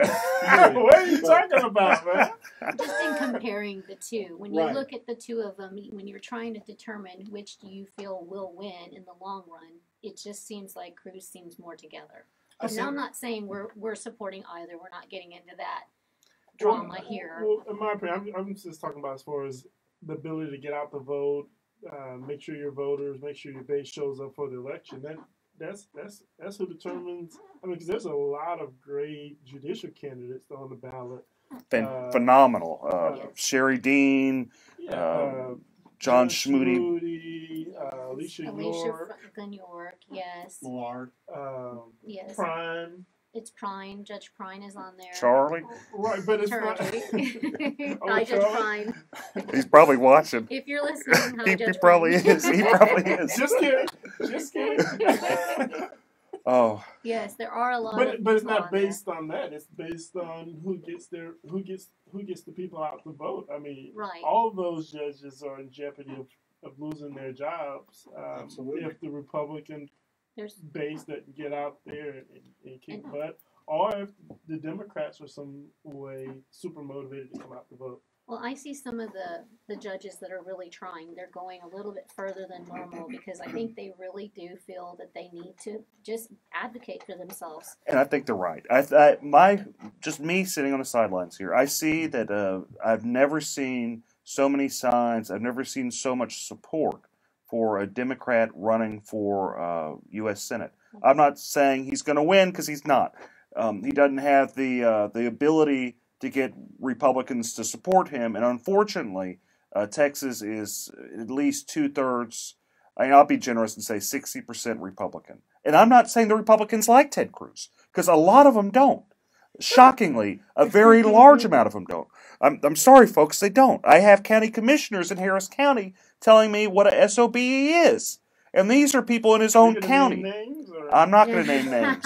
Not You're this not time. safe on this show. I'm not going to name names, but if you know me, you can deduct it pretty quick. But I have, Only 4 of them. I know there's only 4 of them. But anyway, my point is this: is that for Beto to win, and I think he had more of a shot prior to the debate. But for him to win, he has to have crossover appeal. And all he did is he showed he was a liberal Democrat. Correct. Moderates wanted to vote for him. They still don't like Ted Cruz. I don't know whether they're going to vote or not. Independents, they don't particularly like Ted Cruz, but they're afraid of Beto because he's a socialist. And maybe he's not per se a socialist, but he's very, very liberal, and that can't be denied. So that's it. I think the race truly is Beto's to lose, and he's losing it. And you think if he was in the middle, he'd have a greater shot at that point? I absolutely think he could win. He'd win. I think if he just told Republicans, "Hey guys, look, I'm Christian. I know I don't like abortion. I don't really support abortion, but I think you should have you should work there, or at least say, look, I'm just a senator. I'm not going to touch those rights. What I'm first as a Texan, I care about helping people." And I care about keeping us secure. If he didn't have to say, I support building a wall. He just had to say, I understand that something needs to be out there to secure our borders, to take care of us as Texans. And he was right about not having a wall, dividing your property. That happens along the border. You have the government actually build a wall and separate your property, where he's right on that. He is. You shouldn't have government going there and putting a big wall in the middle of your property. Correct. Taking away your real estate. Probably pay your rent.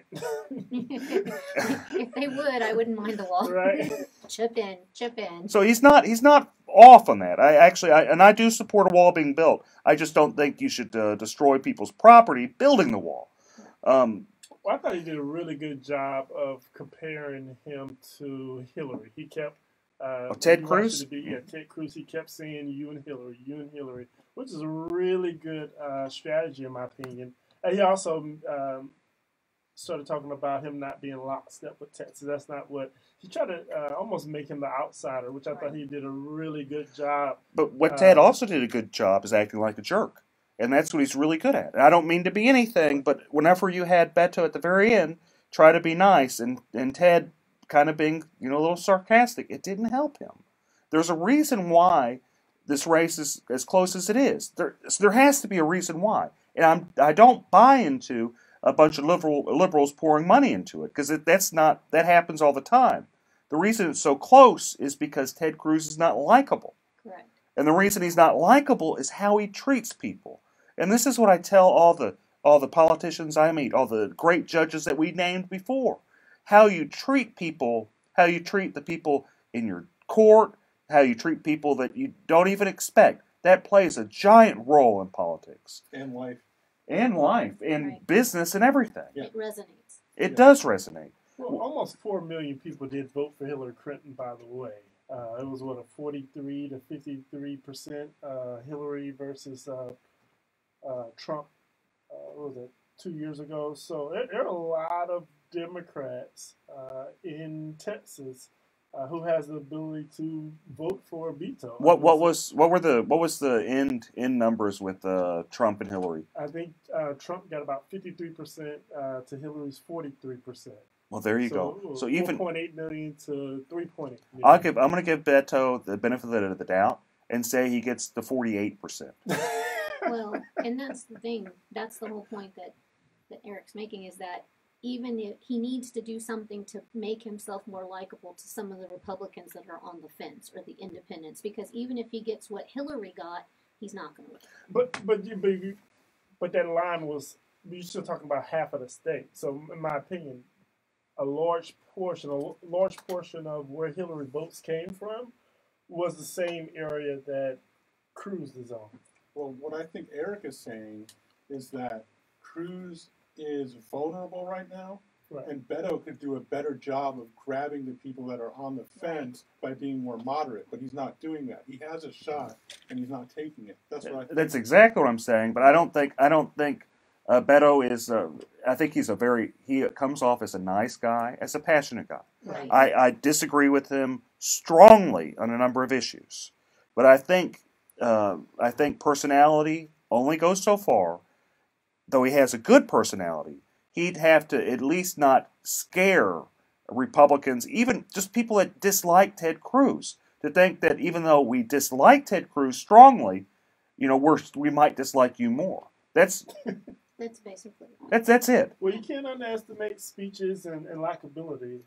There was a young black fella a couple years back who won the presidency a couple times, but he didn't win Texas. He won Harris County, and I will note. I'm not saying Beto won't win Harris County, and this is what we'll kind of maybe end on this. Is that we have some really, really great people on the Republican side running for office. And what I've heard is there's been internal polling with the Republican Party. I've even heard that Dan Patrick has some serious apprehension that the Republicans lose Harris County. Right. And if that happens, it's going to be very sad, because people like Sherry Dean, and I've known her a long time, she is a very, very sweet woman. Roy Moore, too. We almost forgot about Judge Farr. Judge Farr is probably one of the most qualified family law judges on the bench. He's amazing, and he's up for re-election, and that's what's going to be difficult, is if people go out there and vote straight party, which I do not advocate. Please don't do that. If you don't know anything about these family law judges, message me on Facebook. I'm happy to discuss it with you. I'm happy to tell you why I support these judges, because they have experience. They do well. They do their job in such a manner that you are proud to work in Harris County. Thank you guys so much for tuning in. I'll see you next week. You guys have a great weekend. Thank you. Thanks. Sorry. That's okay. I talk way too much. Everyone, thanks for tuning in. Hope to hear from you soon. Hope to hear your comments. Thank you. Bye. Thanks a lot, everybody. We appreciate you watching.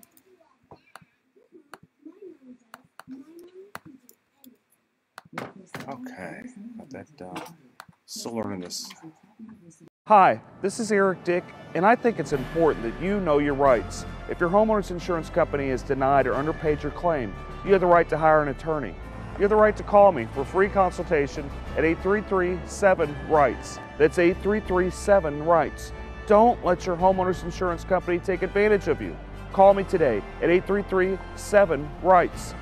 Has your homeowner's insurance claim been denied or underpaid? Call Dick Law Firm at 833-7-RIGHTS. Feeding rocks. It should not be a crime to feed the homeless. Feeding rocks. A good Samaritan shouldn't be punished for acts of kindness. Feeding rocks. Because it's more of a crime to turn your back on a starving person. Feeding rocks. You shouldn't go to jail for sharing food. Feeding rocks. You can't in good conscience let a hungry person starve. Feeding rocks. Help us legalize charity. Go online and sign the petition. www.feeding.rocks. Feeding rocks.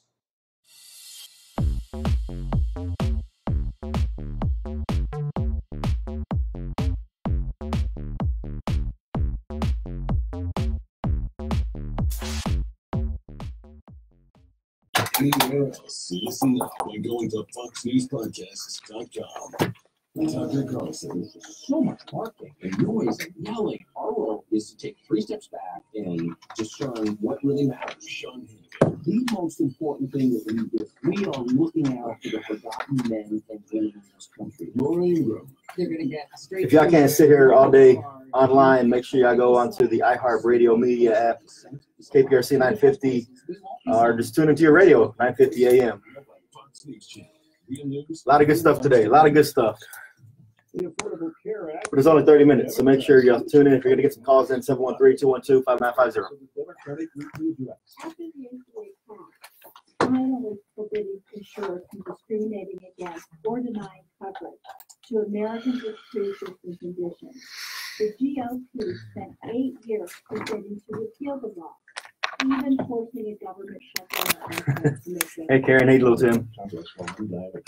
A California college ready to shell out hundreds of millions of dollars to settle lawsuits. The University of Southern California says it'll pay out $215 million to settle claims of sexual abuse by a school gynecologist.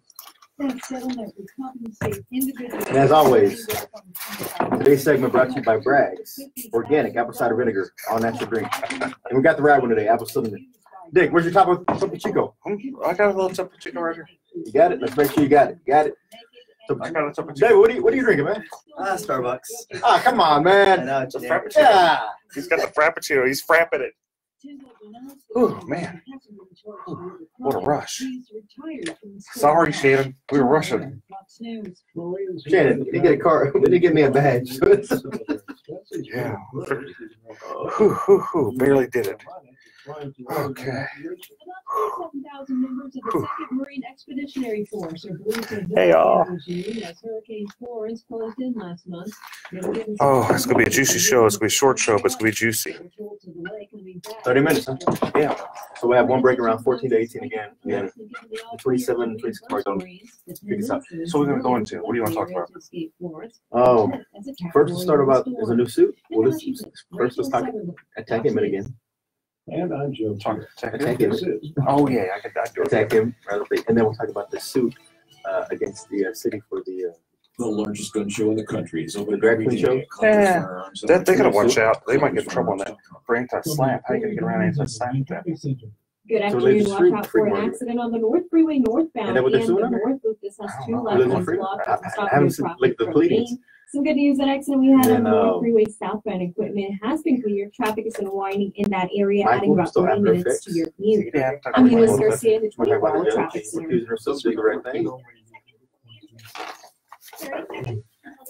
Okay, cool. Scanned pizzas count for a limited time. And then we'll talk about Sylvia some more. Yeah, we do need to talk about Sylvia. We got the rest of the affidavit, and we can talk about the Chronicles hypocrisy because they endorsed her after being one of the lead publications on this Me Too and Kavanaugh stuff.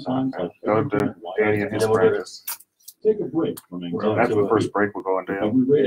After the first break, we're going to you with the about immigration law and how it ties in and stuff like that. KPRC. We'll make it fit. Opinions provided on the Eric Dick Show are for information.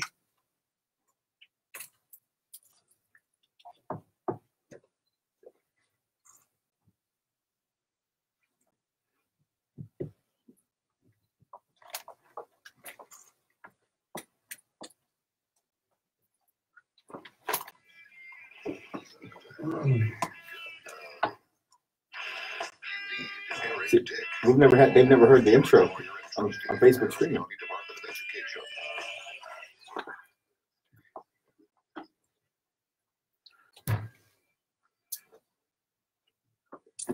All right, folks, we're back to a spicy show here today. It's going to be Fast and Furious Eric Dick Show with my co-host and wingman, Chris Carmona. And hello, good weekend, everyone. It is going to be a great show. Okay, we had a lot happen this week. We had, Touchy Sylvia. We got the rest of her affidavit where, she's talking about some rash she has, and she has a clerk, which she's a municipal judge, and she, starts telling the clerk, hey, I got this rash on my leg. You want to see it? And the clerk's like, well, no, not really, Sylvia. I don't know that many people want to see it, but no, I'm good. And she was good. And that's the thing. I mean, when we left off last week, we had limited information on this affidavit, but we have procured the remainder of the affidavit, and it just gets even worse. I mean, there was trips to Nashville where she was just taking advantage of her allegedly aggressively inside this hotel room. And, you know, this is a legal talk show, and we talk about legal standards and how that impacts the community. Well, I remember a couple of weeks ago, the Houston Chronicle made it a point to make sure that our Supreme Court of the United States candidate, now Justice Kavanaugh, was put through this ringer and even made a point to publish different opinions and editorials where it said that, you know, if you're accused of these things, you're not fit for these types of positions. So with Sylvia being accused of these types of allegations, it's surprising that they came out and endorsed her this week. What's going on? Well, you know, it's a quote, Erica Grinder from the Houston Chronicle. It's dead and irrelevant, and no one cares. And that's actually from a reporter. So you know, what's interesting with the whole Kavanaugh thing is you had a woman, and she was sincere. I know there's people that, you know, have different opinions, but she seems sincere that something happened to her. Maybe we aren't sure what happened, but something happened, and she seems sincere about it. Just as the level of sincerity in that affidavit. I mean, and they go into a lot of detail. And it's pretty folks. detailed. I mean, these are things that have been sitting on and no one's come forward. Apparently, Ms. Gutierrez had actually made these complaints before, but it fell on deaf ears. And that's a problem I see with the city of Houston, is that they pick and choose who they actually want to move forward with these types of allegations. And I think that's something that falls back into the city council and also the mayor, because we have to stop that culture of siding with some, whether it's political or not, or it's just friendships. If these allegations are being thrown out there, you got to act on those. I mean, if not, you open yourself to all types of liability in the employment field, right? Yeah, you're right. And didn't if I remember right, reading that affidavit, didn't one of her like staffers kind of walk in and go, "Oh, whoa, I don't want to see this," turn around like beeline right out, opened the door, unlocked it, and said, "Whoa," made a U-turn and got back out of there. I mean, so there's been witnesses to these allegations or to these events, and I'm just shocked and appalled that for the Houston Chronicle to come out and say, you know, we're going to lead the movement and making sure that people have a voice and people who have these allegations, they're going to be heard, to come out with no hesitation and endorse against Philip Aronoff in the congressional race in CD 29 over in the east side of Harris County. Or they could have just done no endorsement. And they could have just done. They could have said, you know, well, look, we're going to be the bigger person. These allegations with Sylvia, they're pretty sincere. You know, and just so the listeners know, this is, you know, the former county commissioner, former state senator Sylvia Garcia. What she did is she took off her, allegedly, which is probably not very alleged, but anyway, she took off her pants, said, "Hey, you know, I got a rash," to one of her clerks, you know, ran around in her panties. Another one of her staffers kind of came in and kind of was freaked out and beelined out of there and just completely harassed this poor girl. I mean, if I did this type of stuff at my business or even at the Department of Education, it'd be all over the news. Oh, it would be. It would be lawsuits left and right. All of the news, every single media publication in the city would be covering that. And again, I'm just shocked at that. And, you know, I hope that, you know, people put politics aside, because, again, this has a lot more weight in this story with specific details than we saw with Kavanaugh. And I hope the Democrats actually hold Sylvia Garcia accountable. And there may be some infighting that results from this, with early voting starting on Monday. And so we'll just have to see on that. But with infighting also comes another person we need to talk about. The turmoil hasn't stopped with our county judge. Oh, hunker down? Hunker down. You know, last week he had came out and endorsed the Democrat candidate for lieutenant governor, and there was some minor backlash from some of the candidates down ballot in Harris County, the Republican candidates. And there hasn't been any backtrack. If anything, it's been a double down on the statement of saying, I said what I said and I meant what I said. You know, how's that going to affect everybody? How's that going to affect the courthouses? Because, you know, in 2008, we saw a huge wipeout. 2012, we saw it again, a wipeout. 16, another one, sweep every 4 years. On Ed Emmett is just kind of the reaction. It's really the fault of the local party, the complete mismanagement by the local Harris County Republican Party, and the arrogance of Ted Cruz.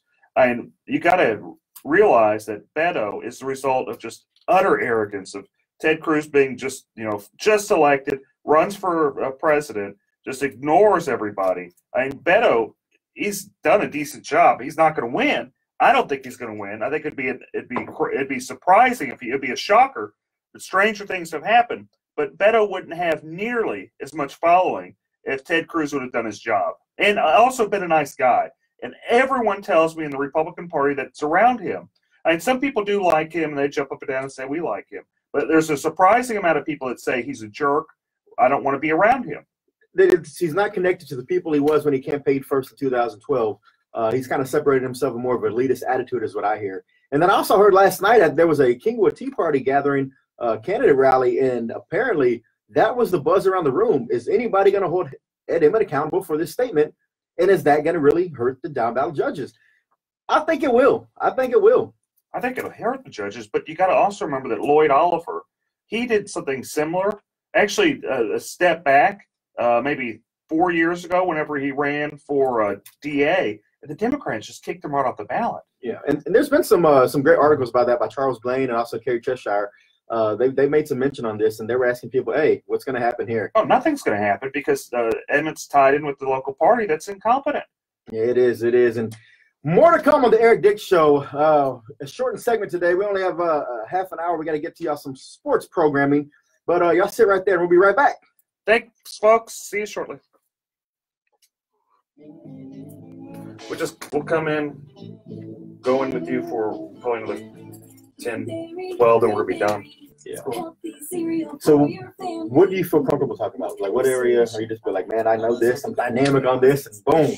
Just anything immigration is good. We do all types of immigration. We do business, we do family, we do removal. So anything that you want to talk about in terms of any new changes, like right now there's an instant denial that just started in September. Okay. So that means that if you send a petition, it's wrong, something wrong with it, not all there, so just deny it. And this bad used to, they just refuse it. But denying it is actually right up here. bad. Okay.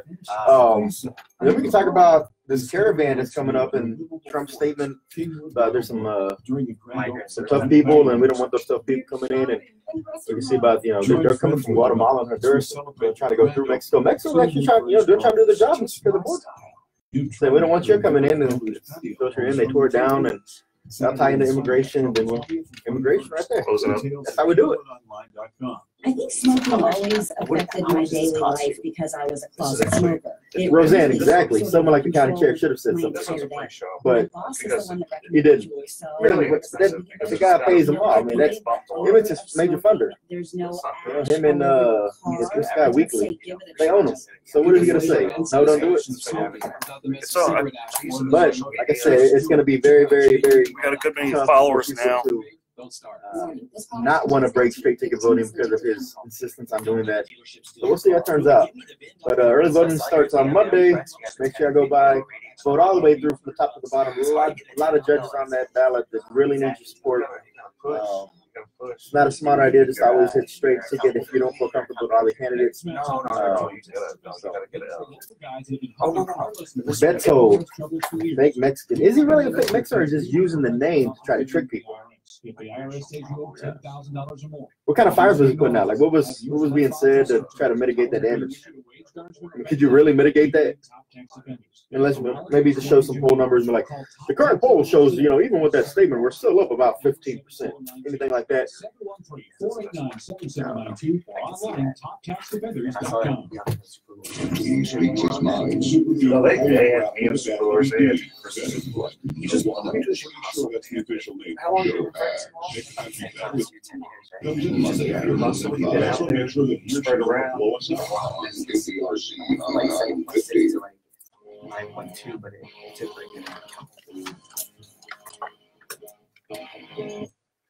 Oh, here we are, folks. If you haven't pulled over and talked to your lawyer, you better do it because we're going to go into some law, and I don't want you guys crying to me because I gave you good advice and you hadn't paid me. So you better go talk to your lawyer before you listen anymore. Okay? And if they're suffering from any type of home damage, car damage, life insurance issues where the insurance company is just not paying, so they call Dick.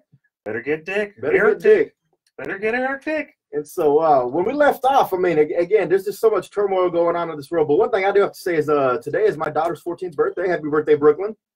My mother and sister's birthday. I was about to say, you have a family of birthdays today, too. And it's Mark Lanier's birthday. And Mark Lanier's birthday. So October 20th, mark this down on your calendars, everybody. That's a strong day for birthdays to come out. But other than the birthdays, we have some other exciting news going on in the country, right? Oh, we have a lot of exciting news, but why don't we start off talking with Danny about his little law practice doing immigration law, and we can kind of tie it into all the many things that are happening in this world. So today's guest, we have attorney Danny Wynn. Danny, welcome to the show. Oh, thank you for having us. This is David Wynn, by the way. Oh, sorry, David Wynn. Oh, No problem. It's okay. so I had it right the first time when I said David. Yeah, you said it earlier this morning, so yeah, it just maybe it's too early for you. Oh, I was thinking of there's a City council member in Missouri City. That's right, Danny Wynn. Sorry, David. So you have an immigration practice. You've been practicing law about 10 years, right? That's right. We've practiced in 10 years. We have an office in Southwest Houston and one in Northwest Houston as well. Excellent. And so there's been some changes lately. And could you tell me about the changes in immigration law that's, some of the listeners might want to know about? Yeah, so there's a lot of changes across immigration, across the board. So whether it's legal immigration or illegal immigration, there's changes across the board. Some of the major changes, instant denial. So starting in last month, September, if you send in a petition or an application and there's anything that's wrong with it, immigration used to send you a request for more evidence, or they send you a notice of intent to deny and give you an opportunity to fix the problem. So now, no more. They can instantly deny your application. And again, this is not like a rejection. This is a denial. So it looks really, really bad if you're trying to reapply later on. So what you're telling me is if someone is, wants to work on their status or, wants to bring someone over or marry someone or what have you, they probably should not do it by themselves. They're probably behooved to go actually get a lawyer to help them with their immigration status. Is that what you're telling me, David? Exactly. I used to tell people, if you read the law very carefully, you could probably do this by yourself. But now so much things have changed. Like, I'll just give you an example. So the basic forms that you need to sponsor a spouse, it used to be last year before 2017, the I-130 form, it used to be 5 pages. Now it's 18 pages. And there's another form that supplements that. It used to be 4 or 5 pages. Now it's an additional 18 pages. And those are just 2 forms out of the many forms that you have to file in order to bring someone to the U.S. Now, and this is things that probably an attorney is best equipped to handle. Is that correct? Is that a fair assessment? That's right. And, it's not a person's fault, to be honest with you. A lot of things are wrong online, especially even on the government's website. They're wrong. And I could, probably usually what I do is I show clients like, look, this is what you want to do. And I can tell you that it's wrong. If you do it this way, like they have it on the website, it's going to get rejected or denied. Now, there's a lot of notaries that have popped up around this city, I know for sure, over the last few years to try to assist and expedite some of this immigration paperwork. What's your feelings on notaries? Are those really strong-minded people who understand the legal system and know how to navigate the channels? And that's a good question, Chris. Well, I can tell you for sure, a lot of people in Mexico, there's public notarios are attorneys, but in the U.S., they're not attorneys. Public notarios are popping up, and let me tell you why you don't want to hire one. The public notarios would never put their name on any of your documents. So whenever there's a problem with your documents because they're giving you wrong advice, no one's accountable except for you. And you're not going to be able to blame someone that doesn't have their names on your forms.